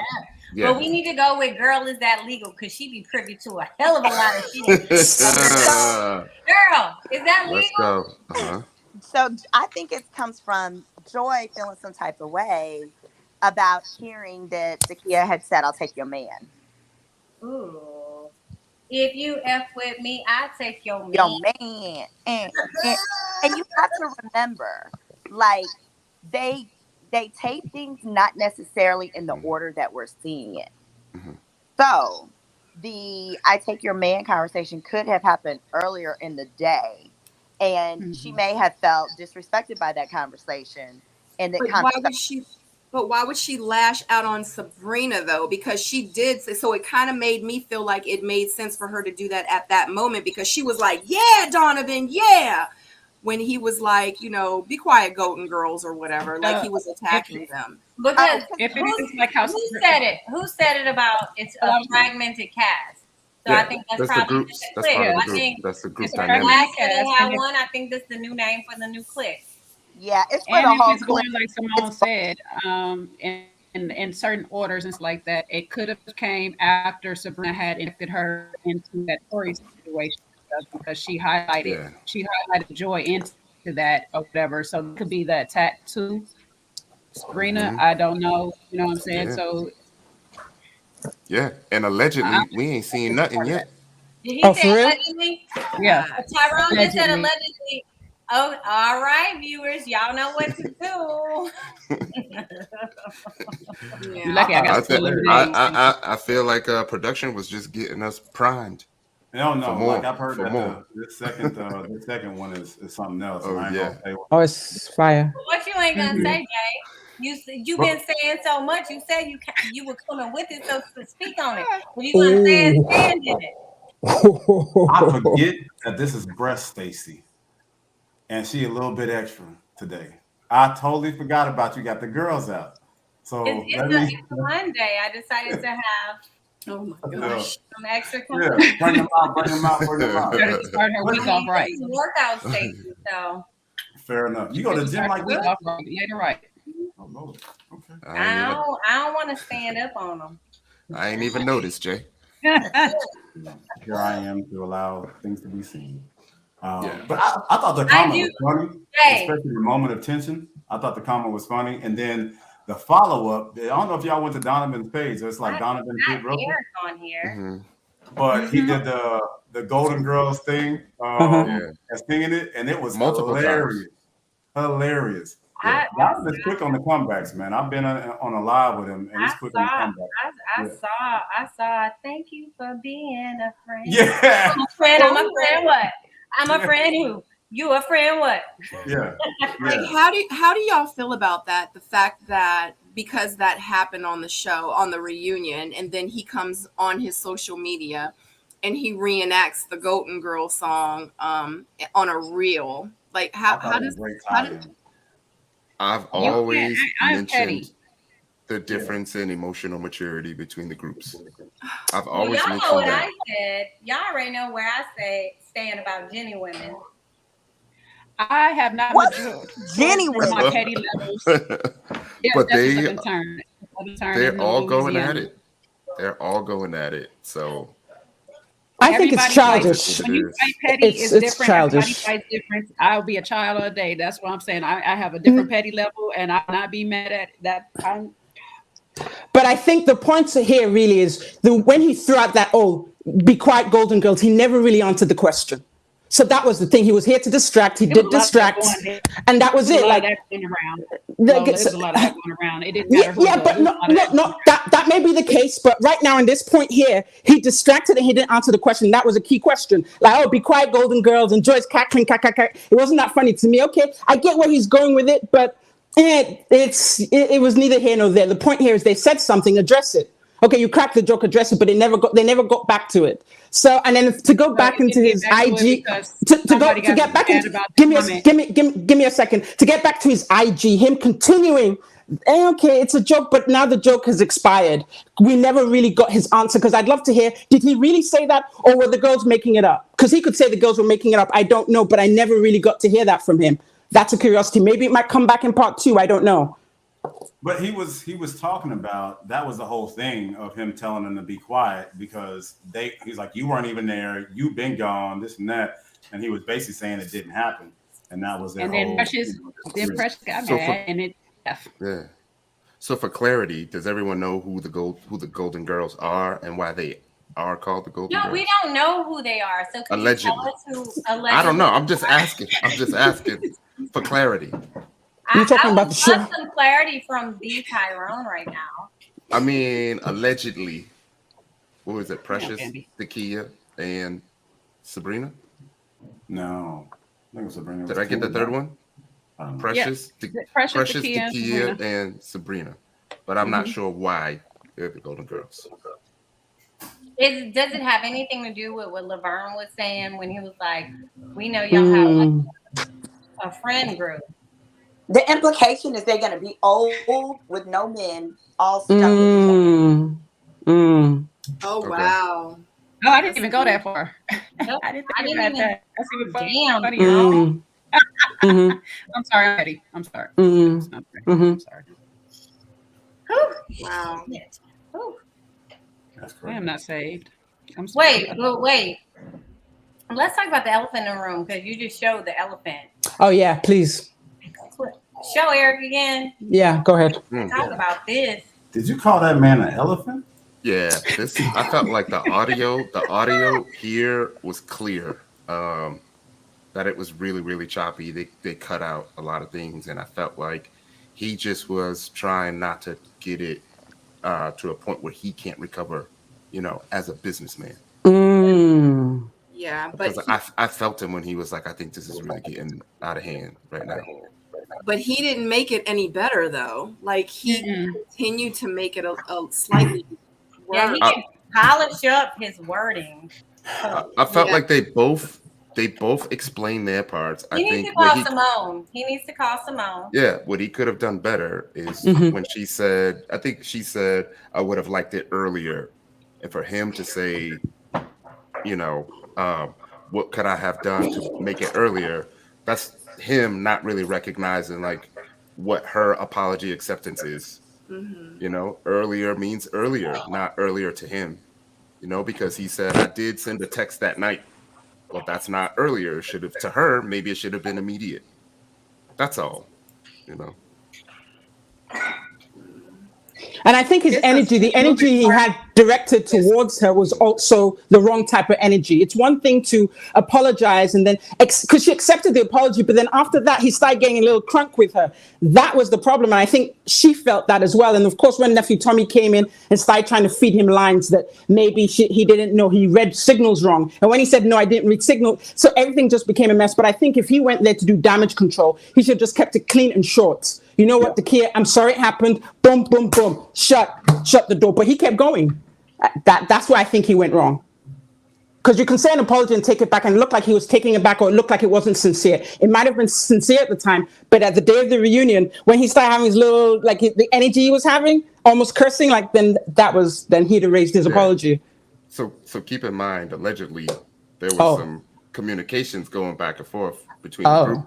During this time. So things were really, really heated at this time. Okay. I think this is when all the messages were being leaked and everything. And then they started taping. All right, cool. Gotcha.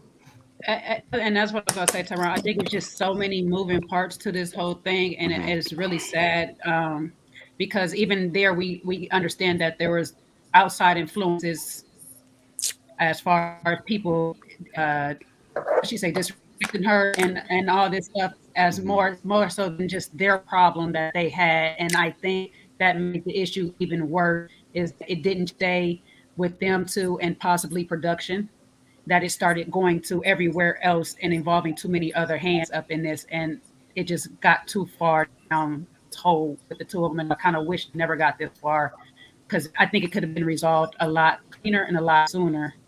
Yeah, than it did. Because the reactions in the green room kind of told us, what it really is, right? Because a lot of people were surprised by his reactions and what he was saying. But again, like the editing, like it was really, really choppy. I feel like that segment could have been a good 10, 15 minutes, It looked like that it was going on for quite a while. Like I think that's part of why he started exploding because I feel like there was a lot of me saying the same thing, you saying the same thing, I'm saying the same thing and saying the same thing. And neither one of us is really listening to understand the other one or whatnot, and that's what the whole problem started from is neither one of you guys understood where you were within each other in the first place. You're thinking you were okay with this and she's not, and that's the biggest problem. And you still don't have that understanding that this was not okay because you sat there and said in private it would have been okay. So there needs to be something where it needs to be clarified that you need to understand what hurt me, and your apology needs to be towards what hurt me, and that's it. I think that's what keeps getting missed in this whole segment right here. So we disagree. Okay, I apologize, and we accept your apology. But isn't this what we go through, like in everyday life when, not like everyday life, not like all the time, when it's certain people that think that they have or they deserve particular access to you that they haven't really earned. Plus, you know, even though like we started it with like this is been a sexy season, like everything's about sex. By the way, Sabrina, I took my pregnancy test. I'm not pregnant. Woohoo! I think that this plays into that, like with boundaries, like when you don't really know someone and certain things are okay in public and in front of people than it is behind closed doors. It's like when you can't read the room and when you don't really know someone, you know, on that level and the fast pace that we have to move in and we, you know, and people think they have particular access to you that they don't. And that's exactly what she said, and honestly, that's what he said as well. Not to cut you off, but remember, he made that statement. He was like, "I shouldn't have done that with other people around." Yes, that was a comment that really stuck out to me. Right, because I'm like, what you mean if other people were around? So you mean to tell me that if other people wasn't around, like it would have been all right? Like I'm just so confused by it because he specifically said it just like that. He paused and everything. I shouldn't have done that with other people around. And then she makes a comment and she says, you know, he thought that he had access to something that he did not have access to. He thought that, but he was wrong. You know what I'm saying? So I just honestly think with their situation, it was really a miscommunication. He was thinking one thing, she was thinking another, and it's an unfortunate situation. But you know, I mean, and from what I hear, there was alcohol and some other stuff possibly involved. Allegedly, allegedly, which doesn't make it any different. Hey, y'all, Tyrone said allegedly again. You ain't I on would just camera. say whatever, and then Tyrone or Stacey. Simone can say allegedly after. Yeah. I would really like to know though how much of the Eric Dakia situation they saw on television prior to filming the reunion, because without that it makes it difficult to know how bad you're gonna look. And so I think a part of Eric's frustration might have been, hey, you guys keep stringing this out. I've apologized, but you keep bashing me, basically. Like, what more do you want from me here? I'm frustrated. Let's move on. But as well, if you haven't seen it on screen, like, you don't have a clue as to how bad you are or are not going to look. Right. Simone, so do you think, like, the reaction between the two people was mostly because this was a sanctioned event and in the present moment, like in that time, they didn't know what was going to be aired? I think when they were talking about it on the reunion, they did not know what was going to be aired, including there may have been some discussion about not airing it at all, you know, because at one point, because of the controversy, because now we got 2 seasons back to back where there are these kinds of things. 3, let's say 3, because my issue 3 camera got it 3. So yeah, so I think that brings it all together, because I don't know if I was in that situation and that episode had not aired, because if I'm correct, that episode was around 5 or 6. And I heard that they taped the reunion after like episode 3. That reunion was filmed in February. Wow. Oh, wow. That's early. And today is we're now in what? We're in May. Yeah, we're in May now. Yeah. Like, part of it is like, what are y'all talking about? Why are y'all overreacting? Why? But I do think Dakia did a good job of trying to minimize it. Like, she was not trying to smear campaign. You're right. And so that's part of my issue with Eric's response. Yeah. Because like Eric, again, read the room. Know when grace is being extended to you, whether it looked worse than it was or it wasn't. But she felt however she felt in that moment. So we don't want to take away like how she felt when that happened in front of people. Doesn't matter if it was closed doors or in front of people, but from what I understand, this was a sanctioned RTL event. So she was extending him grace, I think, to minimize it.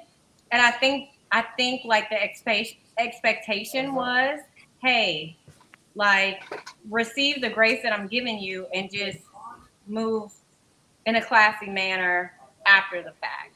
Yep. And I Have think you ever that been in a relationship? Oh, sorry, Stacey, I thought you was finished. Go ahead. no, go ahead, Jay. I'm good.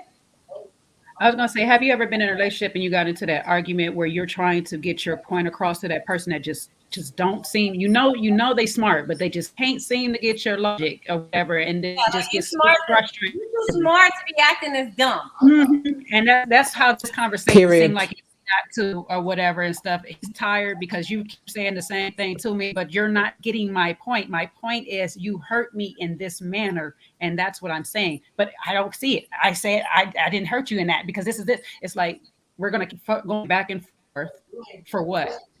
Because I obviously, and the thing with it is when I keep saying it the same way to you, you're not gonna get it because your sense of learning is not that way.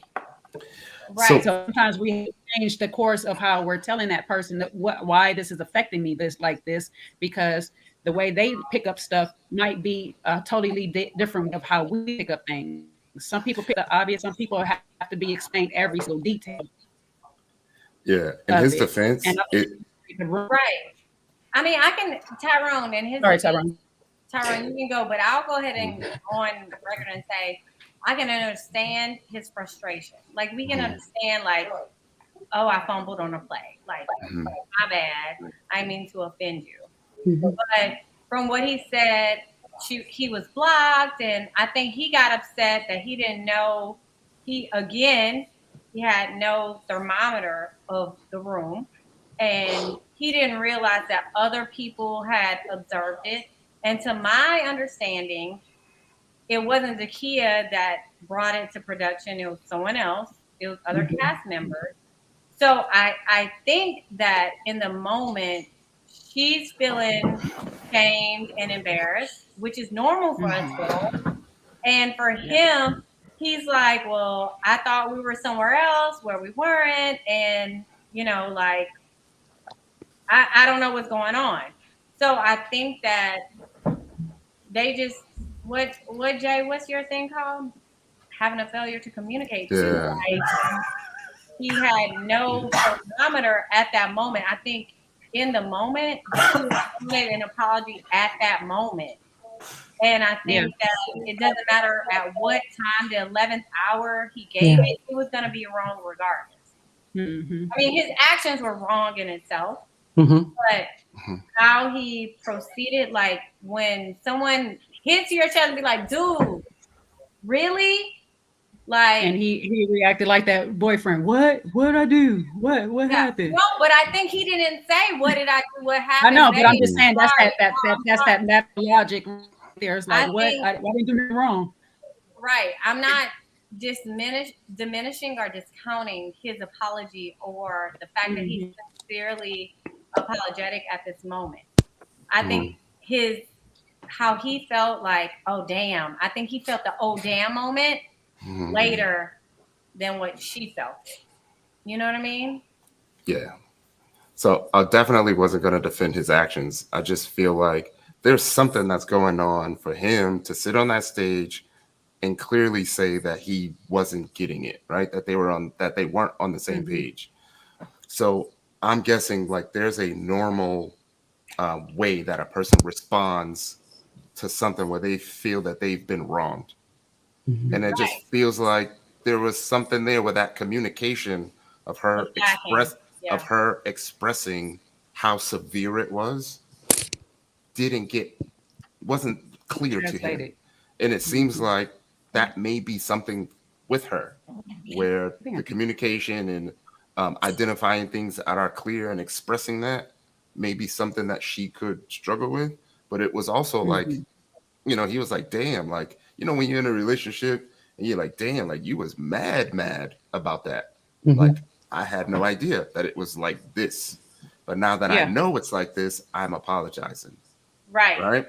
But Did you just because explain what I was trying to say? yes, but because my apology took so long, now you're really, really mad. And it only took so long because I didn't know you was this mad about it. Had I known, I'd have addressed it immediately. Right. I think that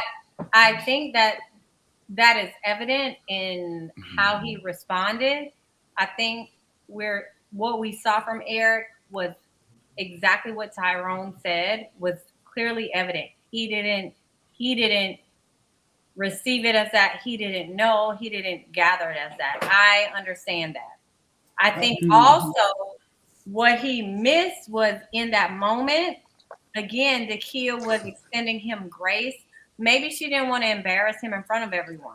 Maybe she didn't want to make a big deal in front of everyone. And he totally missed that, Precisely. that message. Like he missed it. And I think, like you said, Stacey, he don't have a thermometer. You said it yourself, Stacey. He don't have the proper thermometer, so he's not. His way of reading the room does not equate to the masses. Okay, so let me say this. Like, so Stacey, there's a situation in your reunion where, let's just say, Ron was sitting on the couch for like 15 minutes and they was tag teaming, right? Right. There's a situation from my reunion where there was, if it's a 3-minute segment on the reunion, it was really probably 20 to 30 minutes in real life. Correct. I understand edit. I get it. Yeah, and so I'm not. Oh, I know it. I'm not exclude this. This is exactly what he did once he touched the boobies. I'm sorry, I just ended up doing it. But I'm not saying that what he did was right. All I'm saying is that we saw him get more aggravated as it went on. Right. And I'm thinking that was probably 10 to 15 to 20 minutes, and then by the end, because it's like, but they know that this is going to be this. From what I understand, this issue separated the cast. There's people that were there that I've talked to that disagree with each other. Right. And so this whole cast is fragmented based on this incident, which happened relatively early, and they played out the season based on that. So do I think he was wrong? 100%. Huh? That's why I said I think it's really sad, and that it should have been something that had been handled between them and production and not involve everybody else up in. But the problem is though, from what I understand, is that it happened. He apologized. She said it was cool. They went to. She called him, whatever cases after the fact, and then they all had like a happy hour that they went to, and then she talked about it with the cast. And then so everybody was involved at that point. And then they were hitting him up like, what the fuck? Exactly. But on the way there. But on the way there, supposedly she was saying, all right, well, are you coming to the thing? Like, hey, I'm gonna see you again, So I think it just got escalated once the cast got involved with everything, and then she had to feel how she felt about it, which was true, and she has a right to feel that way. But it was done in front of the cast, so that's why the cast was so heavily involved in it, and that's why you see such a fragmented cast at this point. People that they were all cool, and then all of a sudden, you got there was some person on this side, and this person on that side. Right. Yeah. It's like when she made her comment, when she was like, "Hey, don't do that. I'm a lady. Don't do that." She thought it was resolved at that point, but a cast member saw it and had concern and brought it to the attention of production. And is that allegedly? No, that's true. And see, that's fact.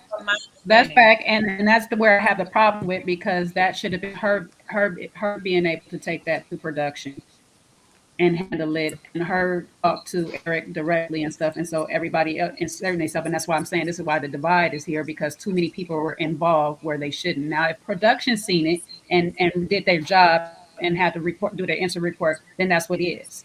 But outside of that, it should have just been handled between Eric, Takia, and production, and everybody else. They could have said, hey, I think you should go to production and tell them what happened. They could have suggested that to her and let her handle it, but they shouldn't have been the one that did that. From what I heard, and this is, Absolutely, Leslie. But from what I heard from somebody else is that the person that took it to the cast was a male who was about to get probably voted off.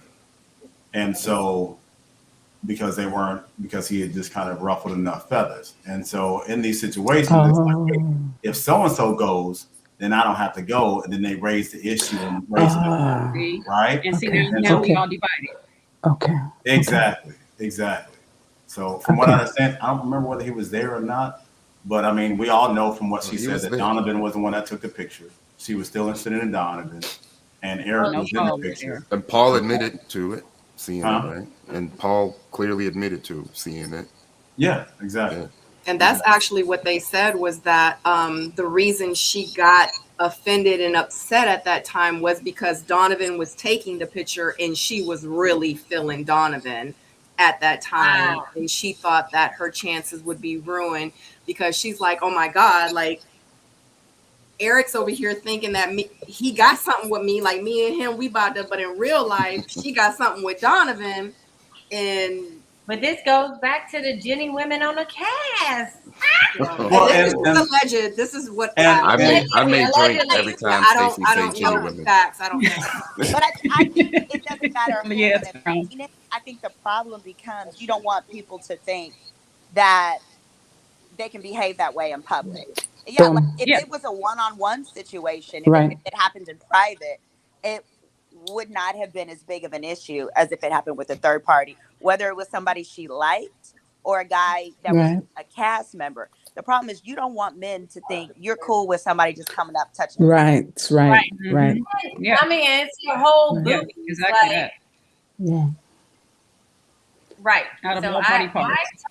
I totally get it. And what I didn't like, what I didn't like was throughout the season thereafter, this was brought to our attention. I mean, because it was brought to all of our attention at a certain point. Like, I didn't like that people were like, well, Dakia, you ain't have any problem with right. Again, we're talking about apples and oranges. Right. We're talking about people who feel like they have access to your body and people who don't. We're talking about touching my leg is different from touching my boobs. Yeah. Right, completely. Well, And once again, Clifton might have asked permission at this time too. And I thought that it was okay. Maybe he's touched them before and in private, and he like, wait a minute, we did it in private and he did it in public, and now it's a problem. I'll tell you, like on my season, Troy caught a lot of heat from kissing women on the cheeks. Yes. Yeah. But for me, we're from the South, so that's not so foreign to us. We know men greet us and women greet us, and we, people routinely kiss us on the cheeks. You know what I mean? But when you're talking about touching someone's boobs and stuff, like touching my leg is different from touching my boobs. Like, so I can't discount the fact that she felt a way in that moment. Like, that's how she felt. Like, we can't take anything away from her and her feelings and her feeling it was inappropriate or feeling violated at that moment. Yeah. We also can't take away from the fact that this is a dating show and we're in front of other guys and girls, who's courting one another openly. And certain things are supposed to be between us and certain things are not.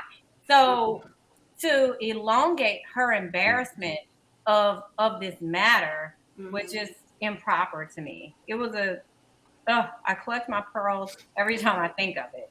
Hey, that's my line. I said it on camera.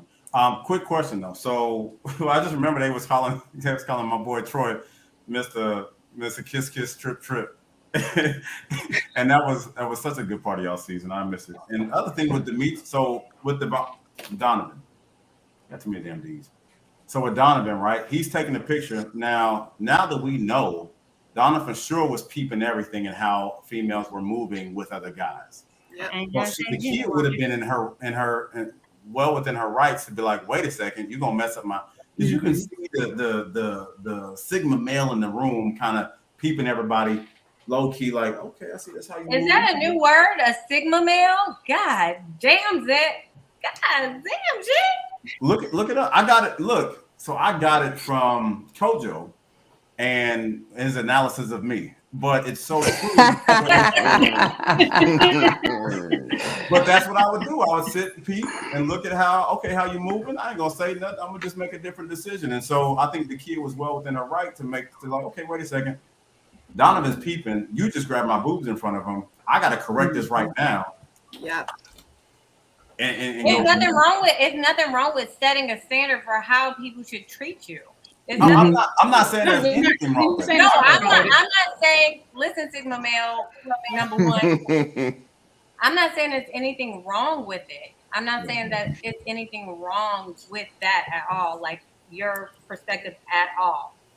I'm saying, again, Eric's inability to gauge his thermometer is what led to his demise. 100%. Yeah. Can we talk about that picture you threw up, Sabrina? Which one? The one with Joy hugging on him after they discussed this? Oh yes, I have actually. Lola ready to go on this one. I can see your legs shaking. I'm gonna mute for you.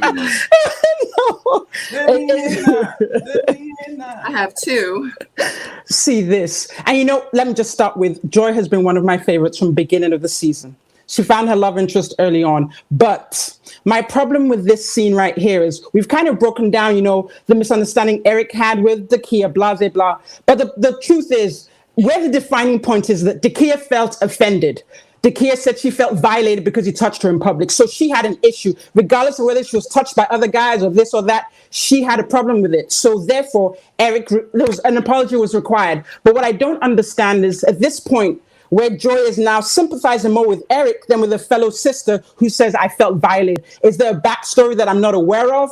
Because all she did was, and I know it's probably going on for 20 minutes, and he was fed up, but Dakia was there, and I felt Dakia was poised and graceful. She didn't really peck at it. She just kept saying, this is how I felt about it. But once Eric started trying to justify it, when he started getting irritated, because he assumed because we've had certain things in private, it was okay for it to be public, which isn't the case. So at this point, why would Joy, one of my favorite people, now sympathize with Eric? That's the issue I have with it. What is that telling me? What is that saying? Has she now drawn lines? Does she have an issue with Dakia? Maybe because Dakia was in interest with Clifton? Like, what does that mean? Absolutely. Can I say? I think this goes back to what both Jay and what's his name was saying. Sorry, Tyrone. Okay.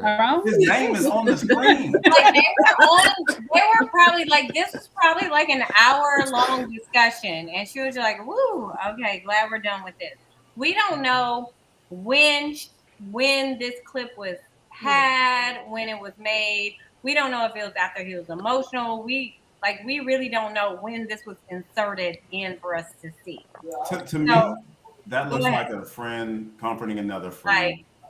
Yeah. It was hard to watch for everybody. It was hard. It was the most uncomfortable part of the show for me. But I really didn't like how the words that he used. I don't like anybody coming up with the attacking words and all that stuff. Like, you can articulate your point. Yeah, he was crazy for that. Like, I wasn't feeling it. And I've liked Eric other than that, but it just seems like the more this thing goes on, and I understand defending yourself, but sometimes less is more, man. Like, let her have her feelings. Boom. End of story. That's it. Less is more. Yeah, absolutely, Jay. Yeah. Go ahead, Tyrone, and I'll back to you. Yeah. Honestly, I just feel like at this point, they're probably, 20, 30 minutes in? Maybe. You know what I mean? I mean, Tyrone, you're being kind. No, I'm trying my best. I'm trying my best here. I think you're thinking it's 30 minutes in. I think it's probably more. We're close to an hour in on this. Yes. When I first looked at it, my first thought was like, wow, like that's a little bit messy. Do you know what I mean? Yeah. But you develop relationships with these people over time. You know what I mean? I was sitting right next to Corey. They went in on Corey, and Corey was wrong. But I saw what that interaction was doing to him. Okay. So I comforted him. Yeah. Camille, I even stepped in. Yeah. Yeah. Okay. Camille and Camille and Cornelius are still going through it. Whenever I see them, I still do my best to ask them what's up and comfort them, even though I know that there's some people that are cool with me that aren't cool with them. In the end, you see a person is hurting, she's sitting right next to him. Yeah. You know what I mean? As a human, you would want to comfort someone that is is hurting. It doesn't mean that she's condoning what he did, but obviously the brother's in some pain. He's been going through a lot. You know what I mean? And it just seems like it's just her comforting him, saying, "Okay, you said your apology. She accepted your apology. Let's hug on this and like let this be over so we can move forward."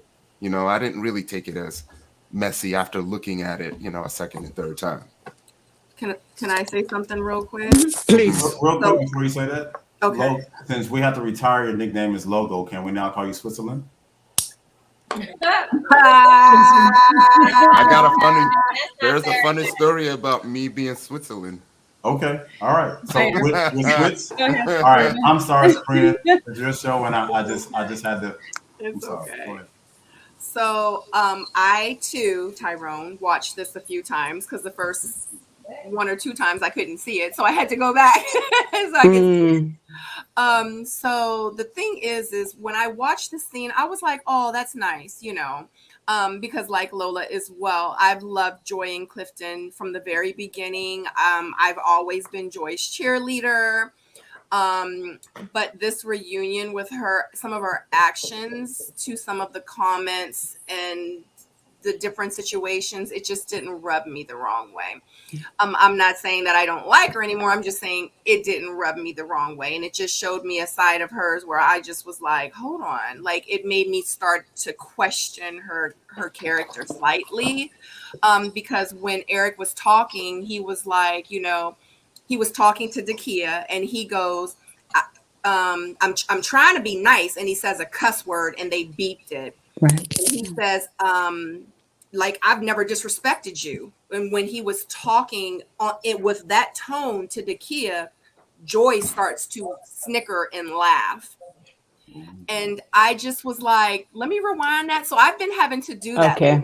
Rewind stuff because I'm just like he just said, like, I'm trying to be nice to you. I don't know what cuss word he said, but they beeped it. Right. I'm just like, Dag, he already kind of regarding the F word. Maybe it was. Maybe that's what he says. I'm just trying to be nice. Like I never disrespected you. I'm just, and he's stating his case at this time. But she is sitting there and she's snickering and she's laughing. And I'm just like thinking the whole time, like, I understand it might be going on for an hour, but it's nothing funny about this situation. Like, it's not a laughing matter. It's serious because hence, if that shoe was on Joy's foot, I think that she would really be offended if Dakia was over here snickering and laughing at her. Like, people really don't think about things like that until it happens to them. And then once it happens, it's like their viewpoint is just a little bit different. Yes. And it's just unfortunate to see like my sisters acting like that to each other. But that's just the point that I wanted to make. I know I've been a little quiet. No, I hear you. Precisely. Thank you. That's a good part and stuff. And what I was going to say, I'm just going to say it from my perspective, not with Joy. I don't know Joy. I have no clue, but I'm empathetic. So I'm a little bit like Tyrone. As much as I'm petty, I'm very empathetic and I can feel your energy. And sometimes when a person is in that heated state, right or wrong, I'd rather try to calm you down so it don't go escalating further. So that's how I took that part. Now, the part of her laughing and all that, I don't know. I can't address why she was laughing in that moment. No, it was not right or whatever, because like you said, Sabrina, it is a serious moment. But when I do see a person getting to an elevated state and a hostile state, I am the one to grab, to touch you, to hold on to you. So my calming energy in that moment can come over to you or whatnot, so it don't go to the next level. And that's just me. I can't speak. That's what she was doing. I really don't know. But I know if I was in that position, I probably would have ended up doing the same thing to the person next to me if they're in an elevated state. Okay, well, thank you very much. I just wasn't feeling it. That's all. That's how I feel. I just wasn't feeling it. But I hear what everyone is saying. I hear about the empathy. But Sabrina said it perfectly. It was just like, it's such a serious moment, particularly as a woman, we can identify what's going on. And it just looked like Dakia was just out there in the cold, poised by herself. Nobody gave her that support. So that's what it looked like, and that's what it felt like. Yes, it could be editing. Yes, it could be the producers, but that was Sabrina's it. on the other. I mean, she's on the other side of the thing. We don't know. Sabrina, do you have a picture of the other side of the panel? So there's things. You at the yes, moment. Do you have a picture? I don't think they showed the other side. Who's there to comfort her? No one. The whole show. No one. No, She's no. literally on the couch. It was Sabrina by sitting herself. next to her at that Wow, time. that's Sabrina was the one that was sitting next to her. That's You- tough to have that discussion and not have like Someone rubbing your shoulder or Sabrina's sitting with next you. to her and see how far Sabrina is. That's what I'm saying. Right. Like, if She I'm didn't sitting get- next to Kia, it would be me sitting next to closer to Kia on that Yes. side or whatever. That's just me. Whatever. Whoever I'm sitting next to, you're getting elevated. My hand or something is going to be close to you. I can't help that Sabrina's not doing what she needs to do for her friend. that's a well. And allegedly it gets worse next week. I'll just say that's a tough conversation to have in front of the world. Boom. Without like one of your people next to you. Yeah. But you know, Yeah, the and your people is not producers decide who's on the couch. Like, you don't get your So choice you to do can't. that. No, But they're doing that that's for a her girl. reason, I think. Of course. I think they do that for a reason. That's a tough moment. That's a tough moment to have in front of the world. But is Sabrina Have his someone girl? to also pat your back too. And Yeah. You know what this made me think? about anything, but I think that's a tough. We can only say the grace that Dakia showed, right? Yeah. It made me think of the Will Smith and Chris Rock situation where everybody was checking in on Will Smith, who actually slapped someone, and nobody checked in on Chris Rock. Like, who's checking in on Chris Rock? And there was a picture they showed later on, like days later, where he was just standing behind, just like completely done, depleted. It just made me think of that. She held her face together. We didn't see that, at least not on this episode. But that's where I'm coming with that. Like, who's going to comfort her? No, but she's just there, looking beautiful, but there's pain. There's pain. And apparently what I'm hearing, I didn't know that. She didn't bring this up. So she kept it in. She was still protecting him, but somebody else brought it up about. So it's sad, but I guess it is what it is. That was a tough moment. Mm-hmm. Well, her friend sitting next to her. That's her friend's fault for not jumping and shoot. Okay, empath. You gotta do your friends, you know what I'm saying? And get a friend like me, you know, I'll be there for you. No, I guess I just saw isolated as her, and I just felt for her. I know. Yeah. I mean, it is that. These are clip-ons, girl. Just let me know. This body language, exactly. I ain't even body language right here. Mm-hmm. Jesus. Oh, she was 10. Oh, she was done. I feel like she was just waiting for this. Yeah. She was they was laughing and she was not. Nah, she came for the comeback. Do you know how they've been talking about her since the beginning? She's a party girl. She's this. She's like, I want to show you who. Like, no, she came back with a vengeance. They don't even know. I have a question. Oh, you know what I do know though? This I did look it up. The episode that the party scene took place at, and she had her first interaction with Demetrius before she eliminated. It was this weekend. They had the reunion. So I did look that up. That's probably why she. Somebody had a question. Who was that? Huh? I heard something about I have a question. Yeah, Jay, say what you just said. This was a weekend that what was shown? So the tension, like a lot of times there's a lot of stuff that happens off camera. Uh-huh. Whether someone had a certain date or a phone call or certain level of intimacy. Mm-hmm. And Precious's energy is hard for me to understand without something else that we don't know happened. Mm. You know what I mean? Like, unless she just came and was like, I'm over this shit. Yeah. But I mean, you guys know, I mean, we're sitting there for a long time during this reunion taping. I think ours was like 10, 12 hours or something like that. Damn.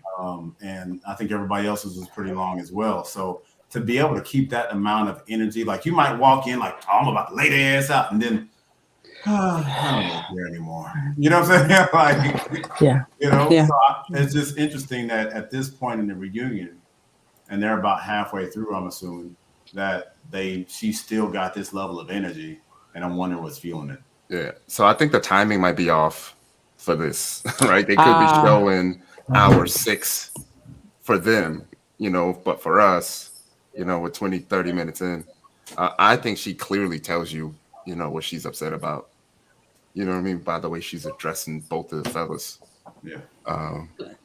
Like I said, this was the weekend. They filmed the reunion the same weekend just before her elimination. So the week before her elimination. Scene that she has with Demetrius a little bit at the pool and all that stuff like that. So she could still be mad about what she just seen that Friday or whatever, and then knowing what happens later. Well, she knows what happens later on after that. It's like, okay, this is this. And then there, of course, he going to say that I was a party girl and all this stuff like that. And right. Like you said, everything else that transpired and everything, Right. And they're showing you clips. And in everyone's defense, and all the cast members' defense, we're there at like 6:30, 7 o'clock in the morning. And I mean, you got to think we're dressed and ready to go at that time. And this night may last until 11, 12 o'clock at night. So we don't know at what time that was where they were feeling this way. But you know what I think? I think also that, if you come on TV and you get misrepresented, they sell a different narrative that isn't you. I could be mad and be on 10 for hours because that's not me. And now the whole world has this opinion of who I'm not. So I'm ready. As soon as they say go, I'll go. So I think that was it for her, because she just seemed like, yes, she was boisterous. She was lively, but she didn't deserve the title she was given. She didn't deserve the narrative that was stuck onto her. I understand that. I'm Lola. Oh, yes. I understand that, and I respect that wholeheartedly. But at the same time, like, I was shown in a particular way. Like, I talked a lot, and I was cutting. All right, Jay. You back. Simone was cutting a certain way. Jay was cutting a certain way. Tyrone is so gentle, and he was cut like he was mad aggressive. Like, that is an easy fallback defense, but that's not a valid defense. I mean, we could all complain. Sabrina, we can all complain about how certain scenes or certain points of us on the show was cut. We can all do that, but that's not a valid reason. Yeah, we touched on that a bit, right? Earlier, basically, saying once you're off camera or on camera again, you do have an opportunity. For example, to kind of show. Right. I'll give you an example. So, for example, I caught a lot of heat. They were like, Stacey was mad because David came late to the date. But I was actually playing with him because I play around a lot. I was like, oh, you late. But really, I was the one who was stuck in traffic. And so I got there late. So I was like being sarcastic, like playing with him, like, oh, you late. You know what I mean? But the way it was cut made it appear like I'm mad at David because he was actually late. When, the preface to it and after the fact, I was joking with him like, shit, I'm like, my bad. You know what I mean? Like, I was in traffic. I was on 610. I was in traffic. My bad, it's rush hour. Like, so, like, my problem sometimes is that when we as cast members blame production for everything, when I said it jokingly, I said it, they cut it a different way, but that's the words that came out of my mouth. So I'm not going to sit here and blame them because I said it. And if I had the foresight to know, I probably wouldn't have said that, sure. But I can't be mad at them for that. Like it just made it make sense to why me and David didn't, like get along. Yeah, I hear you. I mean, that makes perfect sense. I think only for this lady, and not to excuse her energy, but maybe to explain it, is that the two men I saw her directed at, the two men she had issues with before she left. Demetrius, who started the narrative, and kind of tried to talk to her, and of course Laverne. So yeah, I mean, she could have played it differently. She could have played it calm, but I guess that's not her personality too. And she's much younger, so it's like, yeah, she just felt hurt by it. So I can understand it. Am I someone who come out like that? I know how to deal with it. I know how, probably not like that, but I will deal with it a different way. But I understand why she felt like that. She definitely came in on 10, but I understand the energy she came with.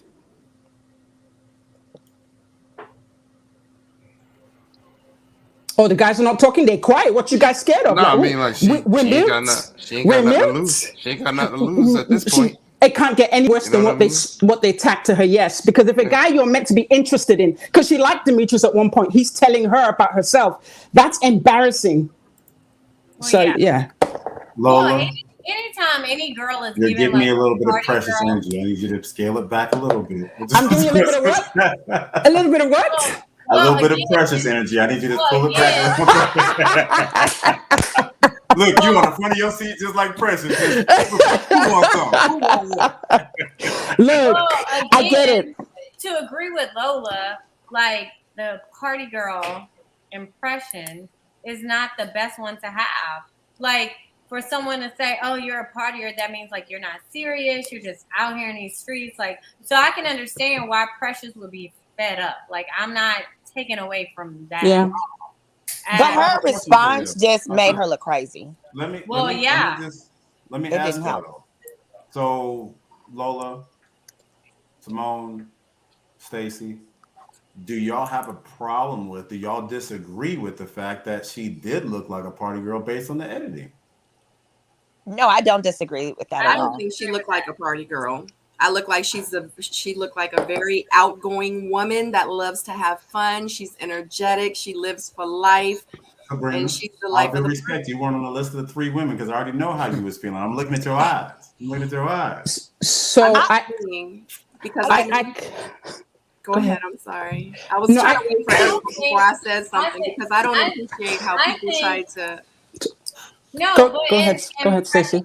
In Precious's defense, I think that from what I understand, she had shared some personal moments, and I felt like that was used against her. So I can see why she would be offended based on things that happened in like her family history. From what I understand, so this is allegedly. Mm-hmm. So I can understand why that would be a triggering comment or commentary or perception of her.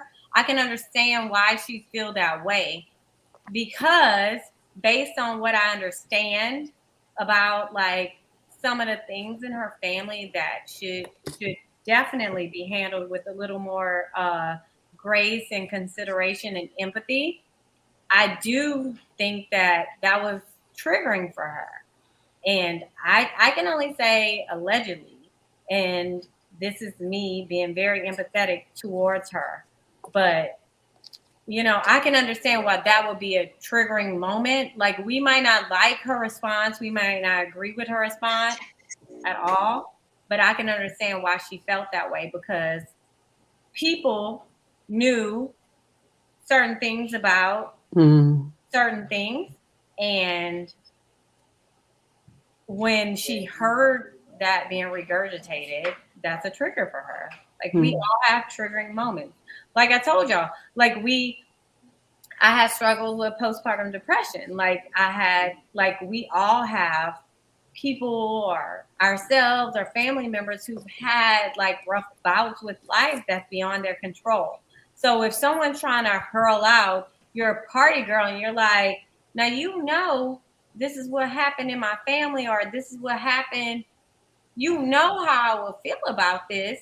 Like, come on now. Like, the grace that y'all extended as cast members to some of the other people regarding some of their past or their family's past or their history, their family history. I can understand her response. Now that I know a little more, allegedly know a little more, I can understand it. I feel like it's triggering. To respond to you, Jay, like I felt like me as a woman watching it, I just felt like she just seemed like fun, young, and not fun as in like I'm ready for the club, but like fun, vibrant, Like jovial. vivacious, Yeah. jovial. Yes. However, the fact that the men she was interested in, more than one of them said it, like Demetrius as well as PO, meant that they were seeing something that I didn't see. Yeah. Yeah. And Stacey, I appreciate you bringing that up because there's always some other stuff that we haven't factored in, and people's history always plays a major role in how they receive information. Right? It's the lens in which they look through and they see the world through. So, if the other people in the cast knew that, then I think that's something that they shouldn't have played it. But of course, we never know how much of that was editing as well. Like, were there other things that they had an issue with, and then they just cut that part and said party, party, party, and all of a sudden it becomes party girl. But I think this speaks to like the larger issue, like we as Black women have. Like we get crucified. Like if we own our sexuality, we a hoe. If we say, you know what, I've been conservative my whole life, let me live a little, then we're party girl. Like certain phases in our lives, like we always get some kind of stigma attached to us because we're owning us and as owning ourselves as a woman. And so sometimes we're damned if we do and we damned if we don't. Like, no, I don't agree with her language. No, I don't agree with several things. But the empathetic part of Stacey, I can understand why she felt that way. Would Stacey have said it in a different way? Yeah, obviously I am. I'm much older than she is. You know what I mean? Yes. I've walked a different path than she has. But, like we're damned if we do and damned if we don't. Shit. And there's also a double-edged sword because men can do, P.O.'s talks about his different nicknames at different points in his life. The mature part of him is Paul. For the streets one is, P.O. Deliver or whatever, 5 nicknames he's going with for the day. Like, and there is no, okay, well, you a party dude. Oh, right. You was in the club and you was in the street. You was in the music industry, so you a party dude. There is none of that. So I agree with you. If I can answer your question as well, if you look at a particular scene, the eloquence that is precious. There was a scene in the deliberation when they wanted to get rid of P.O. very early on. She gave such a great defense of him. So she's you can see she articulates herself. She's just more of an extrovert. So if you see certain parts of her personality, that party girl moniker didn't really stick to her, but it just, how I guess they just put her in that screen and it's stuck there. So that's why I kind of feel compassion for her because, yeah, just like what Stacey said, it's like the grace others get, we don't get. All of a sudden she's get put into there and that's it. Whereas she had I don't know if P.O. can now see how she defended him. The reason why P.O. got to the final is because of her. Her defense of him made sure that he didn't leave that last deliberation they had over him. Correct. At that moment. Yeah. And don't forget the pressure and the lights and the camera and all of the extra that we have to go through. The day is long. Yes. We don't know at what moment she was in at that moment. We don't know what had gone on. We don't know. So I think that we just got to give her a little bit of understanding, if not grace, just a little understanding, because it's a lot of stuff. I mean, in the same way that we defend Tina or we defend Zakia or we defend anyone. We have to offer that to Precious because we don't know like her life plight. We don't know her story. And us as cast members, we've been there all damn fucking day. All day. And we done heard shit. We've been dragged through stuff. So we don't know at what point this moment was at all. Yeah, I've gotten to meet her twice. And in both cases, initially it did come off as, she's outgoing. I'll just say that, right? She's an extrovert. That's what it is. Outgoing, and it's new. It's like in your face. Like she wants you to be clear that you heard her, right? Mm-hmm. So if you aren't aware if that's how she is, it can be misconstrued as something else. What is outgoing, bro? I just need clarity on. Jay, don't start. I'm just, I'm all about the details. I'm just trying to get a thorough understanding because I really appreciate what Tyrone is saying and what each one of y'all saying. And I just want to know what that means. Oh, he came with a mess. He said he appreciate what Tyrone's saying. Tyrone, go ahead. He appreciates you. Y'all might have to roll the tape on some things that I said earlier about the vibe that I got from her, and then the little extra that I got from meeting Carmen. Carmen was a lot more intense, the way that they interact with you and look at you. But I can't go there no more. So can I say something? Had you caught me 6 weeks ago, Jay? Sabrina speaking. Yes, ma'am. Go ahead, Sabrina. So funny. So my thing is okay. So Precious's issue that she had with Demetrius was that she felt like he was making this narrative about her being a party girl. She felt like he was in everybody's ear. You know she a party girl. You know she a party girl. You know she a party girl. She said it on one of the episodes, like, I wish he would stop like making it seem like I'm a party girl. She said to him on the bungee jump thing or the adult jungle gym thing, she was like, look, I'm not that person. I'm a professional. I'm this, I'm that. Like, don't do that. Like, I appreciate it if you don't. And Demetrius goes, like, I get it. I see you. I hear you. She's like, you just need to give me a chance to show you. And he was like, no, you don't got to show me. You know what I'm saying?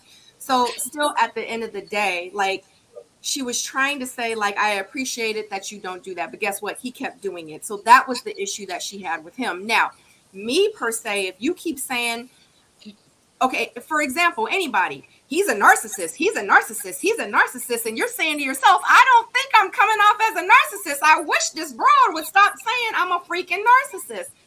Then you get to, and mind you, this is all on national television. Then you get to the reunion, and now you saying I'm on drugs, and I'm a drug, and I'm this, and I'm XY. Like, dude, like, what is your deal? So yeah, if she is a party girl, if she ain't a party girl, at this point, she's trying to say, don't do that. She tried to say it in a nice way. So now we're at the reunion, and now you gonna call me out again on some negative stuff? Like, bro, now I'm gonna question you. Why you keep trying to paint such a negative picture? Do you secretly like me? Like, what's going on? I don't understand. So yeah, if I was her, I would be up to here. Keep my name out your mouth at this point. Like, that's how I would be feeling. Like, if you can't say nothing nice, bro, don't say nothing at all. Let's talk about the issue at hand. Don't talk about the things that you think I might be. Unless you know for fact, don't say that stuff. Like, that's messed up. It's messed up. So it's messed up. You on national TV calling me a drunk. Now I do drugs. Now I do, like, what the freak? So I'm pissed. It's messed up, but she did it to Laverne too. But here's this. I've been precious in that moment where I'm going to call you out your name because you're calling me and labeling me some things. And I've been Demetrius on the other end where I'm being attacked and I'm like questioning, why are you attacking me this way? So I give them both grace in this moment. I give Precious grace I don't agree with it. I've had my low moments where I call people out their names or whatever. And don't get it twisted. Not to cut you off, Jay, but I need to say that wasn't. Now, we're not talking about what she said afterwards. I'm just talking about. Right. No, that's what I'm saying. Yeah, I get, and that's where I'm going with it. It's like I get her in that moment is because you're picking at me again, and right now I don't even want to go through this argument with you, and so I'm just saying what I got to say, and I'm going out this room right now, or whatnot. And at the same time, I'm on that other side, whereas I'm Demetrius and I'm sitting there and you just keep coming at me. And I understand you're trying to defend yourself, but I said what I said. What are you going to do? Like, it is what it is. And I look at it like, you can do it over here with Laverne. Sure, explain Sabrina, do it over here, Laverne, because that's what you did with Laverne. Narcissist. I'm saying it right now on national TV or whatever. Now you're mad that somebody's doing it to you over here. Like, you want the grace, you gotta give it sometimes. So it's up there. But I get where she come from, because that frustration, you don't see my best. You just don't see my best. And I agree. I'm not saying how she treated Laverne was right or wrong. I'm just talking about in the moment because we're discussing Precious and Laverne. You know what I'm saying? So now if we want to go back and have that conversation about Laverne and Precious, that's a whole nother thing. Just like how I feel about how she addressed Demetrius afterwards. That's something different than how I felt about how, you know what I'm saying? Like what happened. I just think each situation has its own situation. Can I just say something? I'm like earlier when she said she's triggered. Yeah. No, and that's not me taking like accountability from any accountability away from Precious. Like I think we're responsible for our actions and our words. I think all of us are. But I want to say something in defense of the men. Like I'm so over women calling men narcissists. Like if a man ain't vibing with you, if y'all ain't vibing, that don't make him a narcissist. Like to me, like now when I hear it, ever since like Simone and Rashid and Jay's season, when they were tagging Rashid as a narcissist, and Rashid is the nicest freaking guy ever. Like that's like the new term for like black woman aggressive. Like I automatically stop listening because it's just like ridiculous. Like I feel like we have got to take accountability and like a reality of, hey, it's cool if you don't like me. It's cool if we ain't vibing. It's cool if we don't like the same things, if we don't match the same energy. That's cool. That don't mean I gotta take you all the way to being a narcissist. Because I've met Laverne several times. I know Laverne brought Chick-fil-A and smoothies and stuff every time they filmed.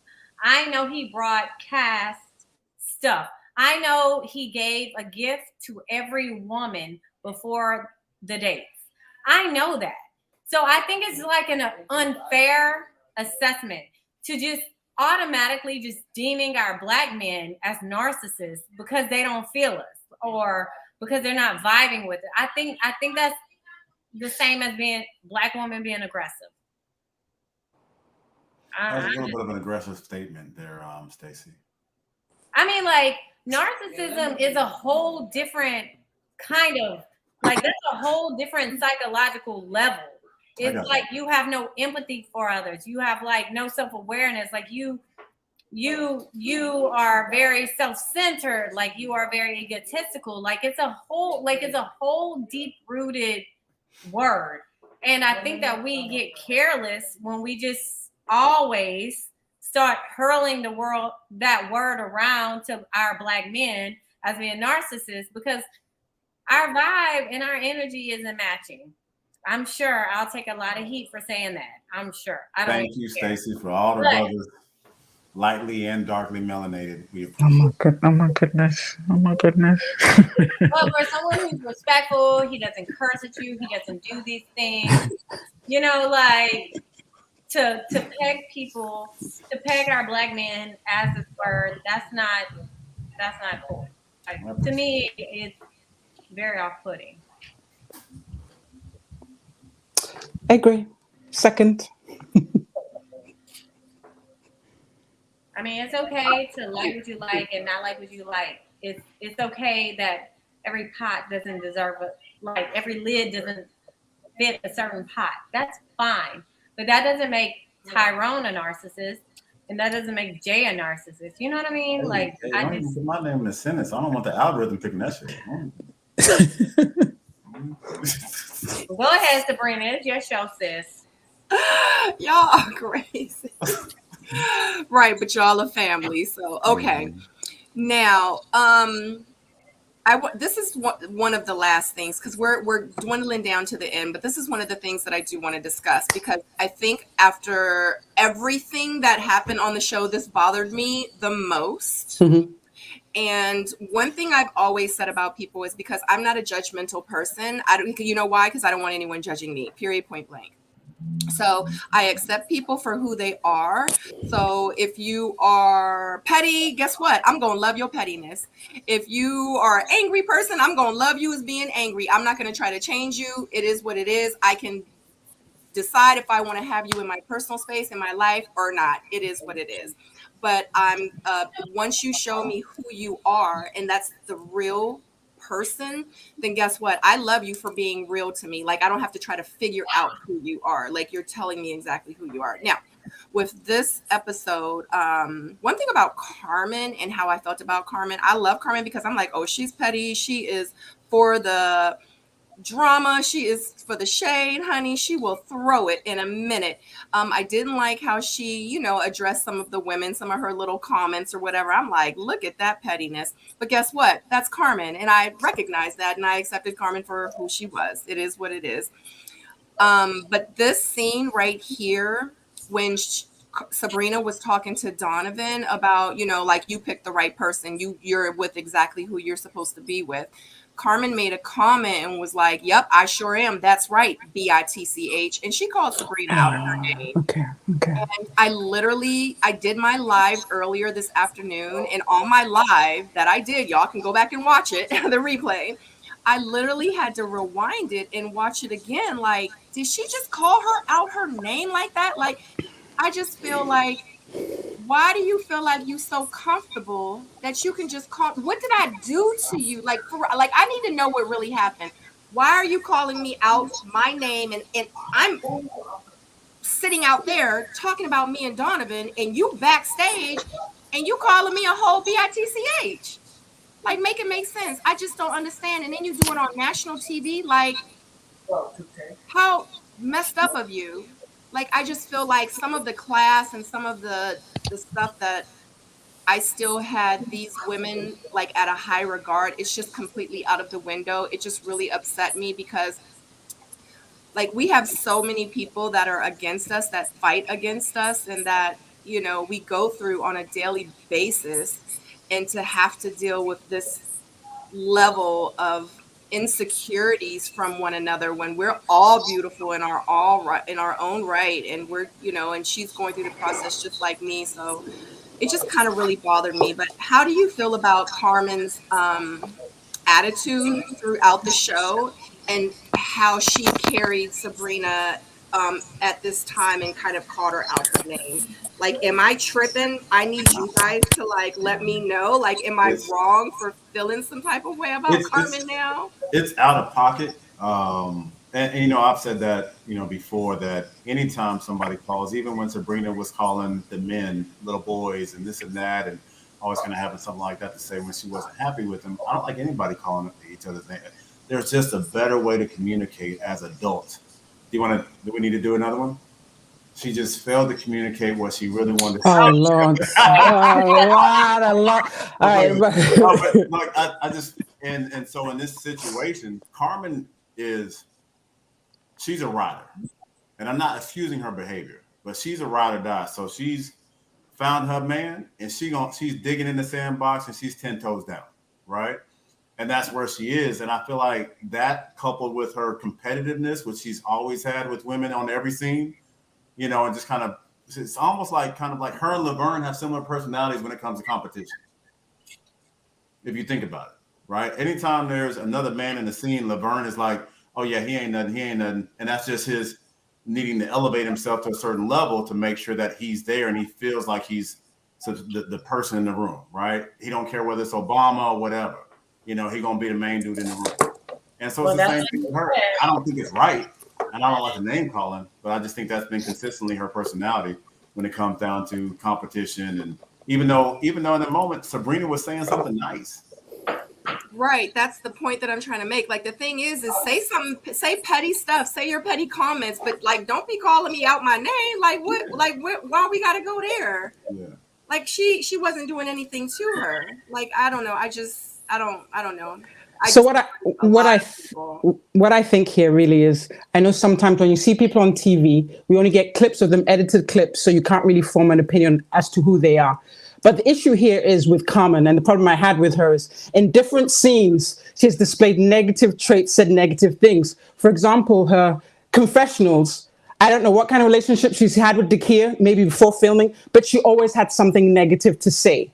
Like, when you're going for the same man, we don't have to hate each other. Let's just focus on the man and see which one does he want. And that's who he goes with. But continuously, in fact, even in front of PO, she would say these things. So she's always in the midst of some mess. So her just saying ending up with the BITCH is simply a confirmation as to let us know that parts of who we saw on the show, that's her. That's who she is. Now, is that good or bad? It's hard to say. She probably does have some good sides, but most of what was portrayed to us on the show was this competitive, nasty, I'm going to pull you down into the gutter kind of behavior, which is not a sparkling thing to look at, but it is what it is. I didn't enjoy it, but I'm sure there's some people that like her.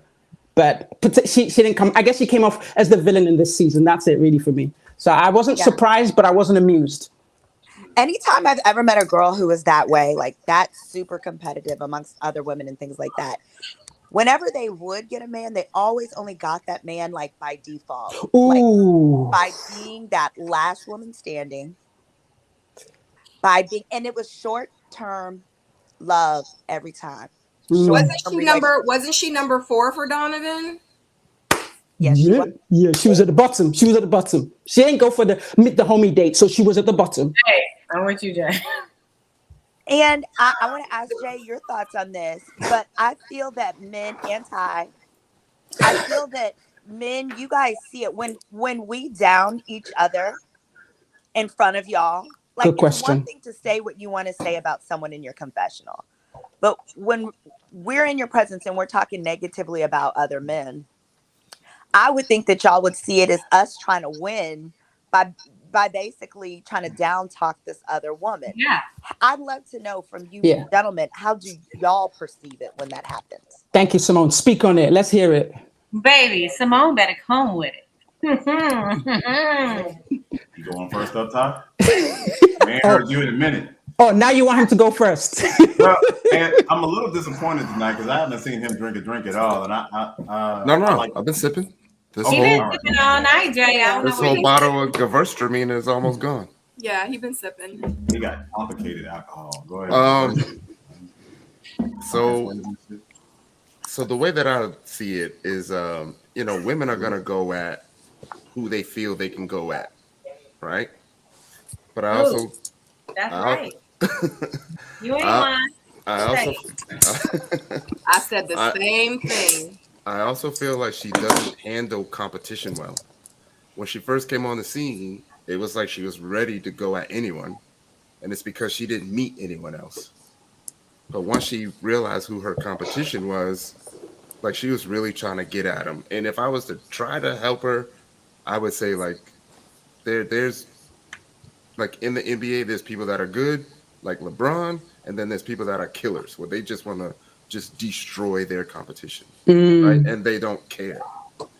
But to answer Simone's question, when we see that as a guy, it comes off as a lack of confidence in yourself. And we can see that, and it makes you look like the weak one, and we don't want someone who doesn't have the confidence in herself.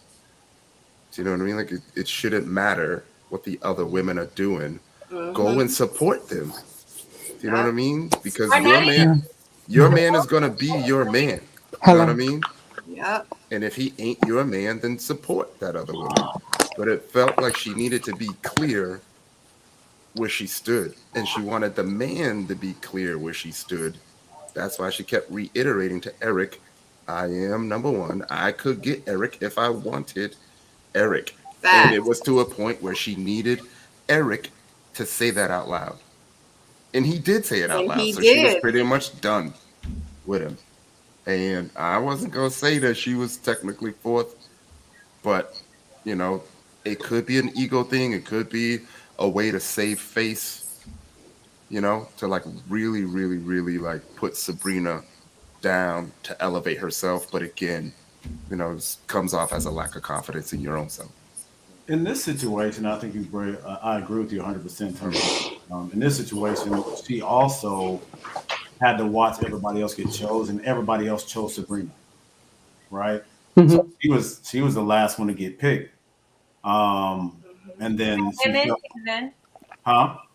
and she also came in like mid-season, mid-process. Yes. Yeah, she was a game changer. So mind you, she's also watching Donovan be upset about the way Sabrina was moving, and she could be like, if you really like me, why do you even care?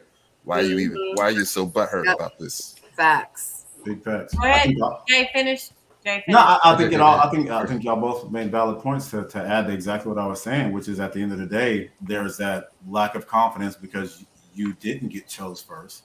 And whenever you're playing from behind, whoever the last person is that comes in, then you're trying to play catch up.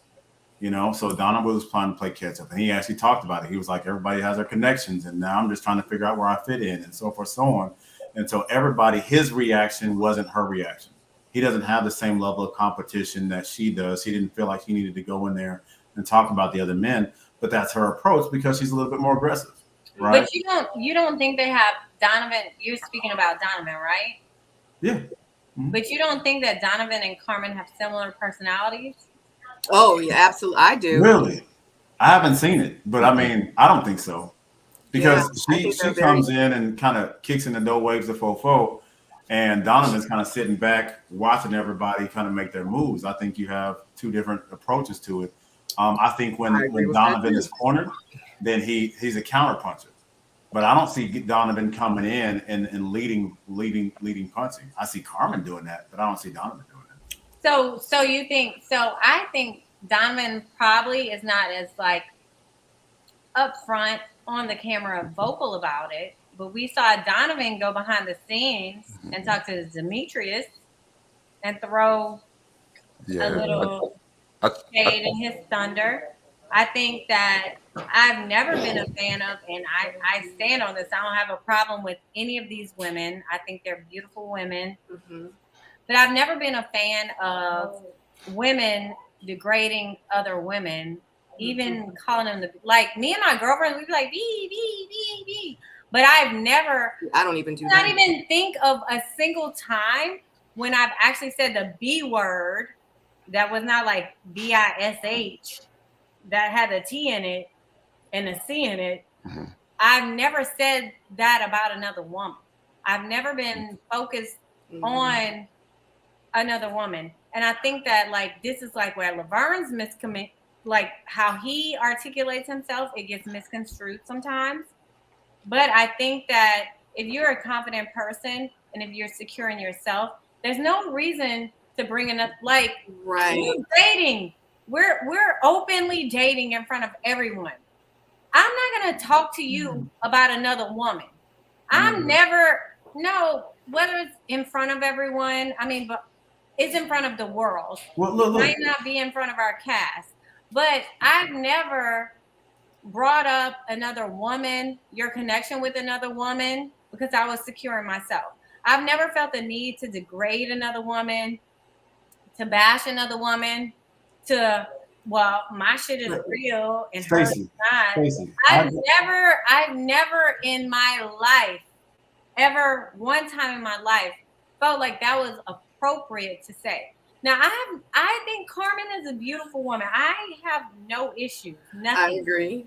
However, I don't where I don't agree. The only point I don't agree with Carmen in this is like I don't agree with bashing or degrading another woman. Like whether it's her attire, whether it's her hair, whether it's anything. Like what's up? Have you ever been? No. I'm not disagreeing with you. I'm not. I just need. You know me, Jay. I know, so I'm not disagreeing with you. I just want to say this. You keep saying Laverne isn't this, and he's a nice guy. But Laverne is the male version of Carmen. But I saw, like, in the comments, they were comparing it's the same narcissistic traits. But I don't think it's fair to say. Like, I'm only saying that because they were referencing it earlier. I'm not saying that. So, I just need you to address this. Okay. You keep saying Laverne doesn't do this and doesn't do this. And I like Laverne. Jay doesn't do it. Jay has never done it. Can I finish? Yeah. Okay. Go ahead. So Laverne, you say Laverne, but Laverne is the one that talks about the other men when they're in a scene. He ain't this. I'm this and that. He's my arch nemesis. In fairness, I don't agree with him for doing that. That's all. I'm just saying that is like a direct parallel. Like if we're gonna parallel cast members, we're gonna do it. If there's a man version of a woman, then let's bring it up and let's parallel it.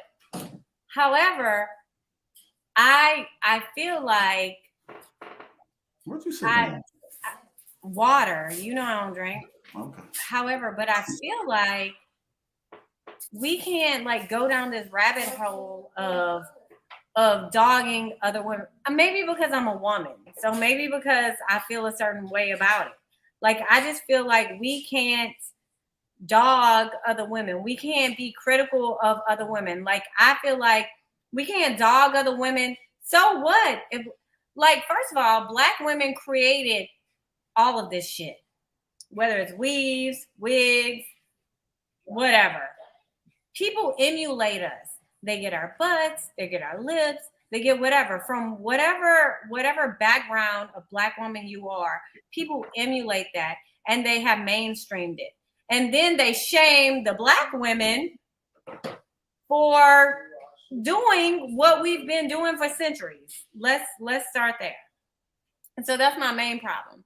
Secondly, I do not agree with Carmen for how she like attacked other women's physiques, their hair, anything like saying the B word. I'm not okay with that at all.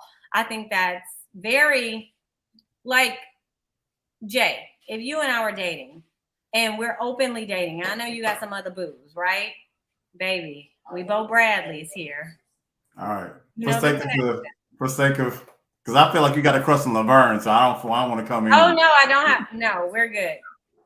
But I'm saying that with you, Jay, if I knew we were dating, and maybe we ran in the same circle, and I knew you went on a date with another girl that I know, I wouldn't be like, she's this or she has that, or I would never do that because I feel like that would make me look weaker.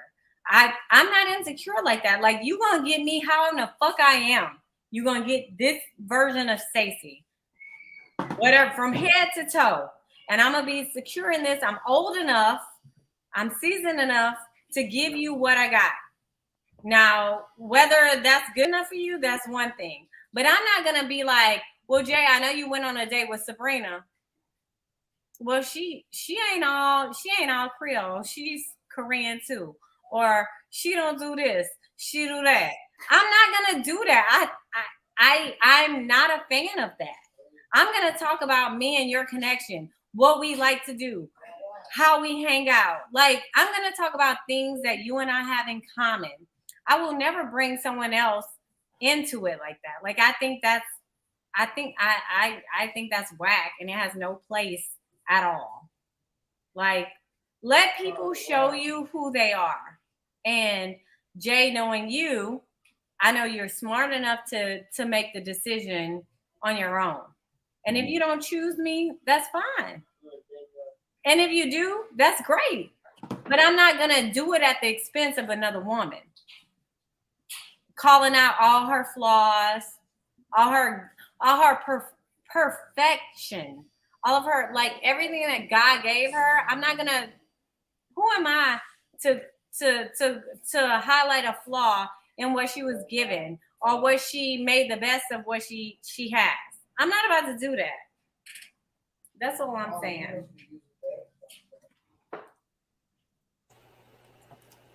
If you're gonna apply it to Carmen, apply it to Laverne. That's all I'm saying. I'm gonna apply it to whoever it needs to deserve to. Whoever deserves it. I got you. Okay, cool. I'm with you. I think it's clear we're harder on the fellas, Jay, and they're harder on the ladies. You said what? That's what's going on. I think it's clear we're harder on the fellas, and they're harder on the ladies. Fair enough. Clearly, fair enough. And that's fair enough. No, because I'm going hard on a lady. I'm saying it's inappropriate. That's what he's saying. That's what I'm saying. Oh, but you said it's harder on the fellas than the ladies. No, I said me and Jay are going hard on the fellas. We're going hard, holding the men accountable, and you're holding the women accountable. Which is okay. Well, then don't crucify me for that. But as a woman, like if I was on your season with Sabrina, I wouldn't say a damn thing about Sabrina. Oh, that's a great, like, if anything, oh, well, you got two winners here. Shit, that's gonna be a hard decision. I'm not gonna be talking shit about her because of anything physical, any of these superficial traits that people try to bring attention to. Like that's just. What would you call a person that did that? Laverne. I don't know. Oh, I'm drinking plenty I of got water. allergies. okay. I got allergies. I got allergies. Jay, you came to mess around today. I see that. I love it. Keep I going. told you. The first thing I said is I came with And you delivered.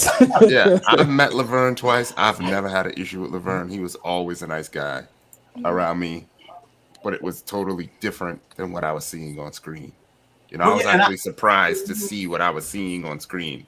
Yeah, you know? and I agree with that. I'm just saying what we're seeing from Laverne is that part that we're talking about, which is fine. What I like about Laverne is consistent. Okay, then trade out Laverne and insert Donovan. Insert Demetrius. Like, what you're not gonna do is tell me to insert any man. Pause. Second.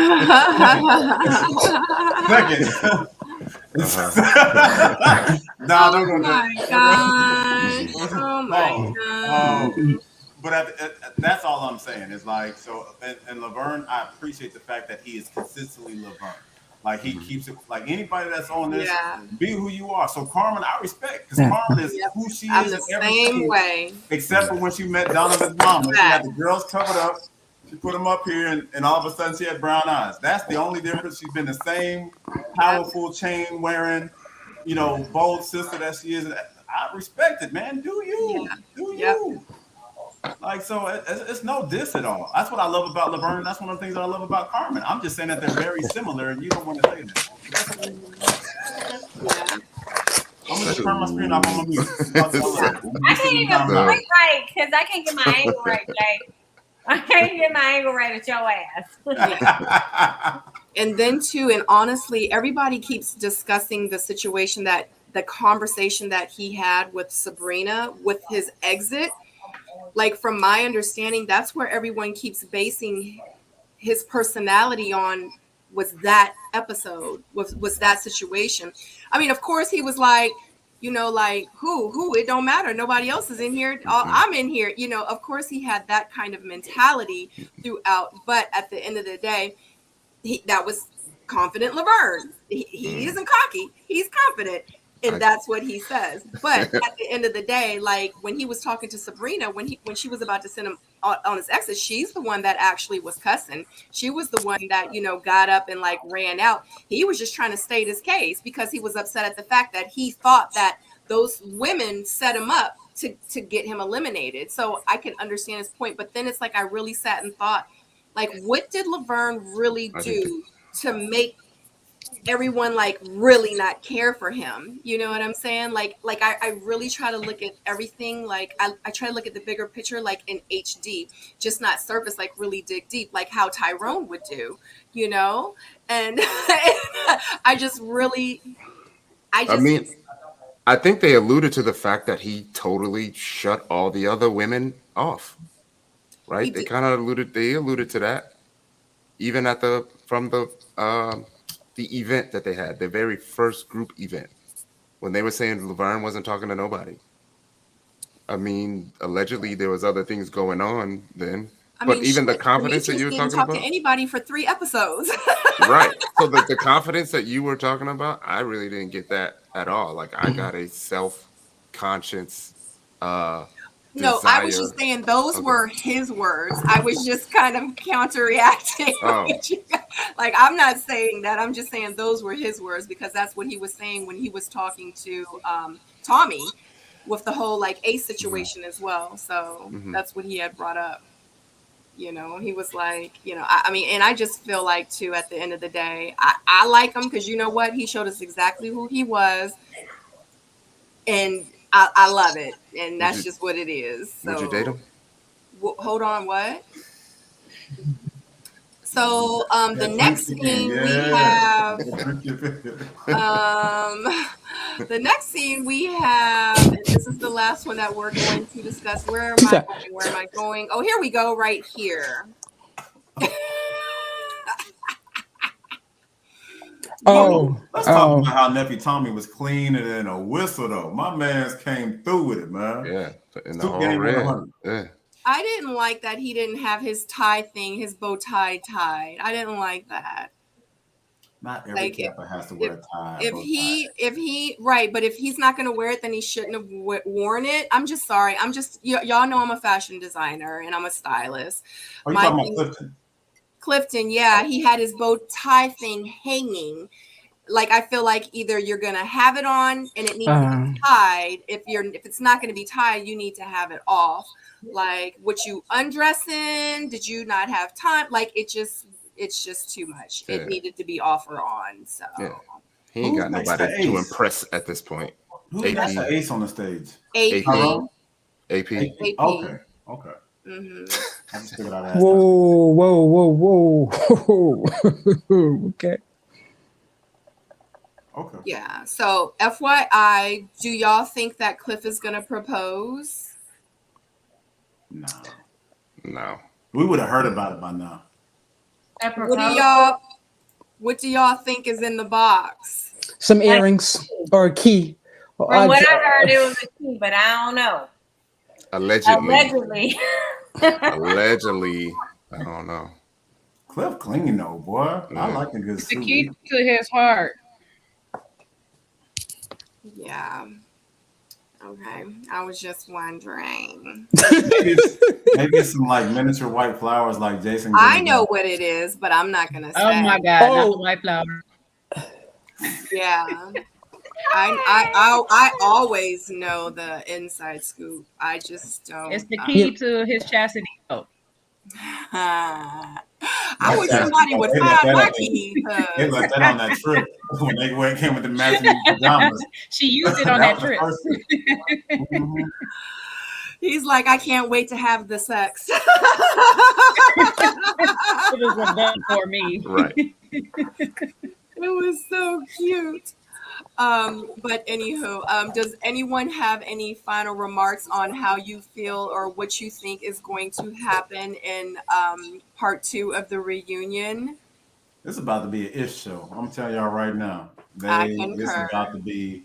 If the audience thought that this was a great episode as far as for the reunion, the next one is going to be 3 to 4 times harder. Like it's fireworks. They did some VH1 type of Okay. Yeah. Let's see this. Going down. Yeah, I feel like they've been setting some things up for a while with production and everything. And just remember, in the end, it is entertainment. I don't know what's gonna happen, but I'm gonna not be shocked because I realize it. There's a realize your left mouth goes up this way whenever you're lying. No, with everything that's been going on, production has been about producing a show this season. There's some different producers. They couldn't be the same producers from our season. This ain't the one from our season. I think Simone would, like this is not the same production crew, like at all. I think they local.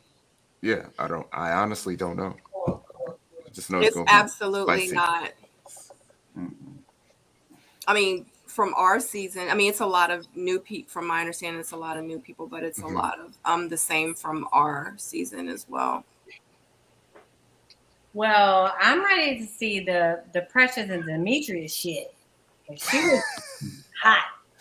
Yeah, she was hot, and I understand her frustration, but that was. I want to see like the next part of it. Yeah, the uncut part. No, I want to see the cut shit because I can imagine the uncut. We can imagine the uncut. But I don't think that scene will go very far because Demetrius is not going to give her much. He's just, how much? He doesn't do that much. So usually when you get cold water, you kind of slow down. So she's here, he's here. She's going to come down after a couple words because he's not going to meet her there. I don't think. Let's see. He might. Go ahead. What was that analogy again? The cold water. What? Cold water, when you throw cold water on fire or something, you bring it down. It cools off. She's going to be cooled off because he's not going to respond. It's like de-escalating. Lose it at some point. At some point, he got it. I'll be here for an all-star season with Demetrius. I'm a sucker for it. Why don't you just slide in his DM, Demetrius style? DM. Yeah, you would fit the profile. Well, it's a little late now. How you know what Demetrius's profile is? I don't do Well, it's a profile. late. It's a little late. Allegedly. A little late. Oh, Allegedly. Allegedly, it's a little late for anybody to slide in Yeah. those DMs. I'm sorry, allegedly. say some more, Jay. What's up with that, Jay? Right. Why? No, don't Yeah. put yourself on mute now. Right. She said it's too late. I'm trying to figure out why it's too late. Why it's Jay, too late, Jay? yeah, like we want some more. Like what you saying? I'm saying that y'all should have slid in. You follow the right hashtag, right? It's a little late. It's a little Damn. late. Oh, you know what? I did hear that he was dating someone now. Where did I hear that? It was on someone's live. Good for him. No, it's the hashtag. Like everybody posts it. Everyone posts what? That he's in a relationship? I wouldn't. I don't know. I can't confirm no relationship, but I can confirm a group. What do you call it? A group excursion. But didn't she? But didn't he like bring his like the person he's dating? You know. Yeah, I was about to say I heard something like that. Like he brought her. Yes. Allegedly, he's gorgeous too. I don't know. I heard she was gorgeous too. I may know the situation and who introduced him, and whoever introduced him is actually on this season, and that's all I'm saying. Allegedly. Hold on. So oh boy. So the person that he's dating was introduced. See. What? Y'all can't. Oh, hey, wait, y'all dropping news. No, it's been posted. What? This is what, day 2, day 3 now? Hey man, I don't really be. Well, I can't. I can't keep up. Right. So spill it. I think Demetrius deserves, just like anybody else on this, he deserves to be happy. And if he's found that, that's what this whole process is. Absolutely. Of course. He looked like he was ready. Like, yeah, he was ready. Congratulations. Shoot, I'm ready. He matches his fly. I mean, I'm ready. I keep running into milk duds. Well, look, hey, go find whatever the picture is, and then you can post that in the thing. That's the. Oh, sorry guys. Sabrina. That's the prop. Hold on, I'm trying to block this bot. That's so weird. I can't see it. It seems to be blocked. It's not showing in the chat though.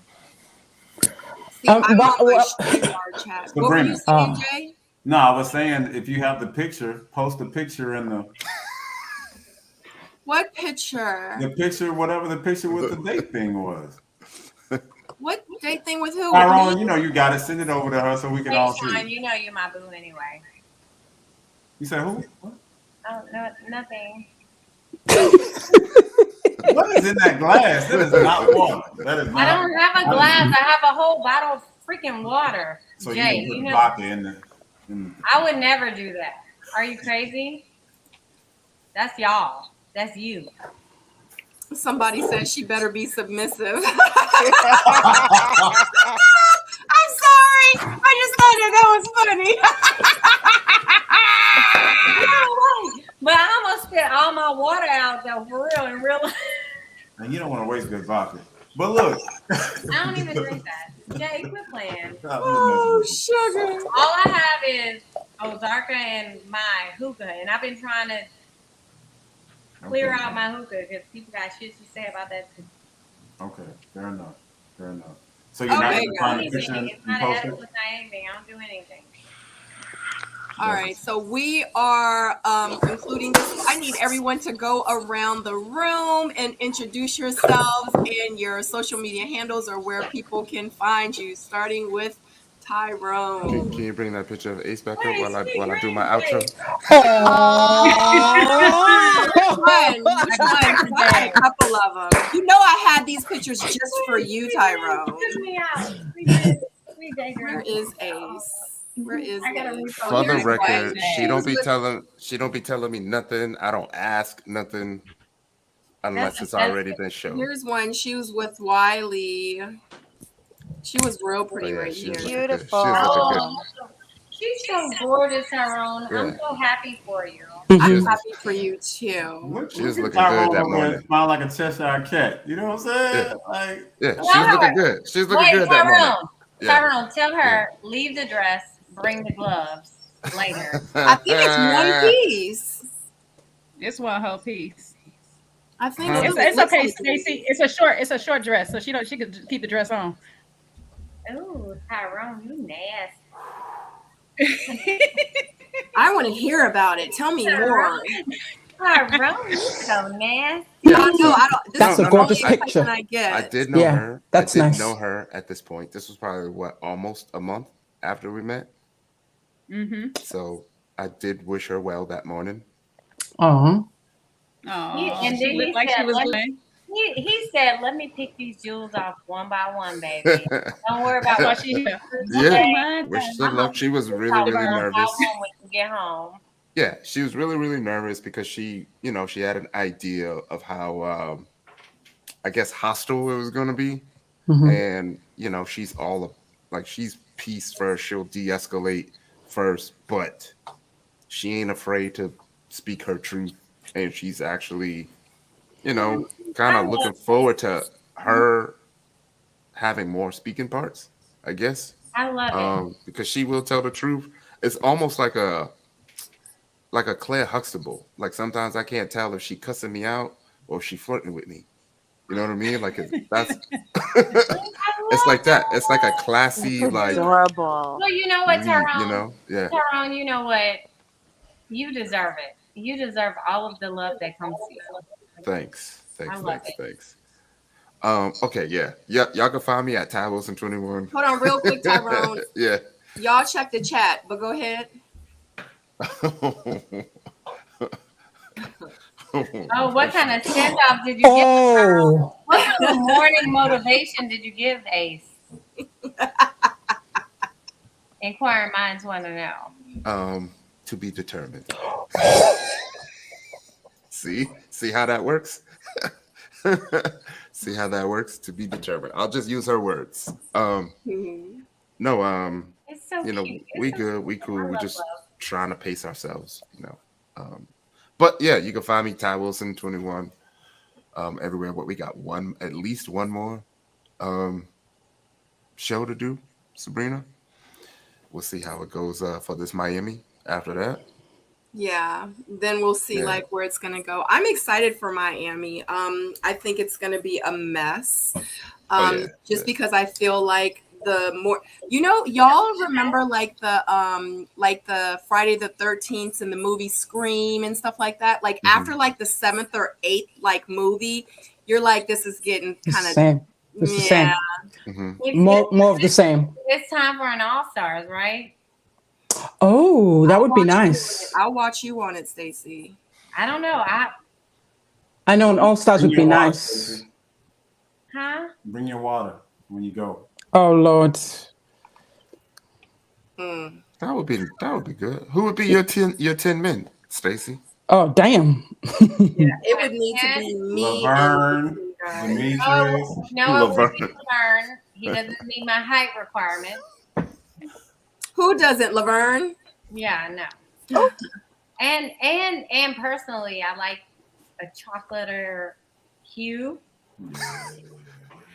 Oh, Jesus.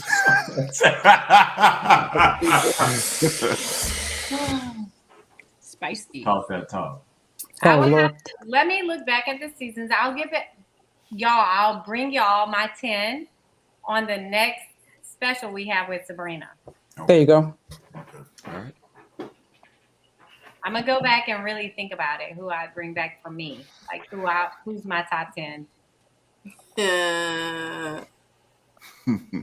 So Stacey, let everybody know where they can find you. Look, I'm a simple girl. Hit me on Instagram because I can't be doing all this extra stuff.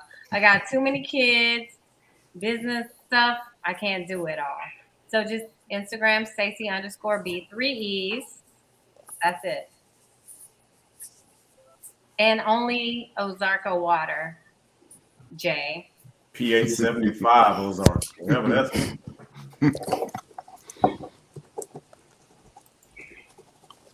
Wait, Oh, wait. I do want to wait. Can I do? Wait, Sabrina. Ah! Wait, Sabrina. Please, please, please, please, please. No, it's Can I okay. shout out? So one of my beloveds in here, Cop Cares. Like we've known each other since middle school, like since basketball. He's in the building. Y'all, make sure y'all follow him. He's awesome. He's also a Q. I'm a Delta, so we have love there. Is that the But CAWP cares? yes, he's an okay. amazing guy. He just celebrated his anniversary. Like, love him. He's a great guy. Happy anniversary. Is Rob Happy Hollywood? anniversary to ya. Happy anniversary to ya. I'm like a month or two off, but I knew it was his anniversary. He just got married like a year ago. Super proud of him. Like, like one of those like great people like you meet in like middle school. Y'all don't even go to the same school, but like y'all are like, oh, we're brother and sister for life. That's him. He's an awesome guy. Jay, there you go. I just put it in the chat. I was just like, what is in that H2O? Stacey. I don't even know why you're playing with me, Jay. You know me better than that. Because it's all love. You know how we do. I don't mind y'all picking on me. It's fine. You're good. I know when y'all don't do anything and then you have hookah. No, we love you. We love Always. you. Always. It's I big can't do number anything hugs. And, else. This ain't nothing but a family over here, period. yeah. I don't allow none of that Listen, negativity. I will I control all I don't of mind these. y'all playing with me. It don't hurt my feelings at all. Like Stacey, this is what we do every time we on here. yeah, and Always. we have the same last name. That's my ex-husband. That's what we do. Who's next? I think Liz Lola. Okay. All right. So I'm on IG and YouTube as the name down here, along here. I review a bunch of shows. I work full time, so I'm probably not as consistent as I need to be, but there it is. And of course, I do come on other people's lives. I don't have enough time to do a live either. Here, usually with Kojo, sometimes with Jay, another round. But yeah, thank you for having me. say another round. And where can people find you, girl? Oh, you mean Lola, add yourself at YouTube and Instagram. That's where you'll find me. That's all. That's what's up. I guess I'm next. J Brad. IG. Look, there you go. But yeah, that, and then of course I have our podcast on YouTube, Failure to Communicate with me and Joy, or Joy and I from the season, and we just talk about relationship stuff and make it do that. There you look at that. Just got to go. Yeah. So yeah, that's it. That we do that every Wednesday, and we've had some fun. We just had Nebby Tommy on the other day. Had a good time with that. He got jokes for days. And we debate about this type of stuff. Just men and women, the difference in the communication. So failure to communicate, Jay Brad. And I'm not sipping water. I haven't been sipping anything, but I'm gonna go to Stacey's house and grab some water real His quick. ass lying. He actually been sipping today. I'm allegedly Jay tonight. Yes, on another round. You guys can find me on another round _JS on Instagram. And if you look on here, it's another round JS, all one word. Thank you again, Sabrina, for having us on here. And please, everybody in the chat, just like the live. Thank you. Oh, I need to like it too. Hey, and I'm Simone. My IG is Attorney Simone Redwine, and you can find me on my YouTube channel, which is Girl, is that legal? Is it's legal infotainment. I talk about tomorrow. I'm going to be talking about the Black China case, what and how it really went wrong, like the real deal. It actually was not a breach of contract case. A lot of people think that it was. It was not. And we talk about where they really went wrong, and then what she can possibly do to get some coins in the future. We'll probably also talk about how the Kardashians went and trademarked Dream Kardashian's name without telling Ooh. China. Like China. Ooh, I can't wait to watch that, girl. That's gonna be Ooh. juicy. Yes. So that's gonna be at noon tomorrow. So definitely Ooh. tune in. And then of course, my boyfriend Rashid and I have a Ooh. YouTube channel called Ages and Stages. Check that out weekly. We do a review and then we talk about our other relationship stuff, the challenges of moving in together and trying to merge lives. That's Um, it. S- Simone, I heard you do one more thing. I heard that you do like this matchmaking service. Is that Oh, correct? Because I'd like to sign up. oh, Oh got no, you. no, no, Oh, no, no. girl. No, Yes. Lola. No, Lola. I have her preoccupied.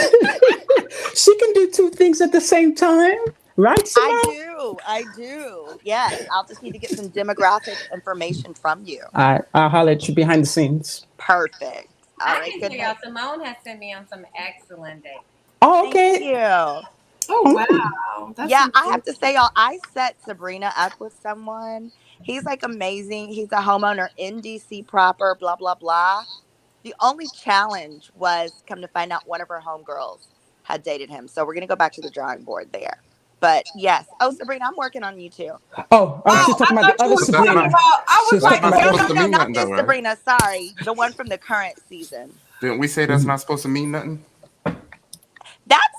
That's what I said, but she's being she's being a virtuous woman, so there's that. Simone, somebody's asking you something.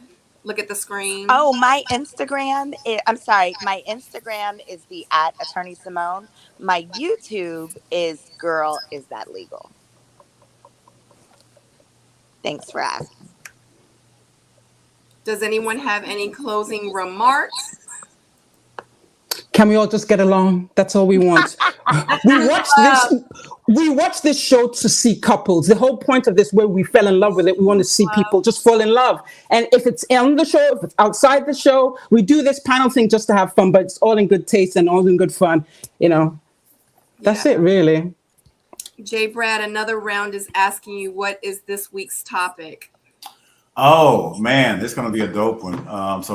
We did top five things that women want, or men want, and then we did top five things that women want. But in true woman fashion, it ended up being eight things. And Oh, so and so and so now we got to go back and kind of declutter the mess and figure, so it's gonna be fun because it's gonna be women and men, and we're actually gonna allow people to come on and actually do it. So that's gonna be Wednesday, like 48 hours. So Wednesday at 8 o'clock, it's gonna be on YouTube on the Ferry to Communicate. So it's gonna be a dope. We get into it. So Stacey, we might have to have you on. Can you bring some water? I have the spring water. That's what's up. That's what's up. Is that the same thing you've been sipping tonight? Absolutely. Bring that spring water. We want that. So, Thank you so much, everyone, for joining us on tonight's panel, Ready to Love, part one of the reunion. Thank you so much for everyone in the chat. Thank you to my moderators. I love you guys so much. Thank you to my panelists. Without you all, there is no me. So absolutely, I love you so much, guys. Until the next episode of part two of the reunion, hopefully we'll make it then. But anyway, love you so much, guys.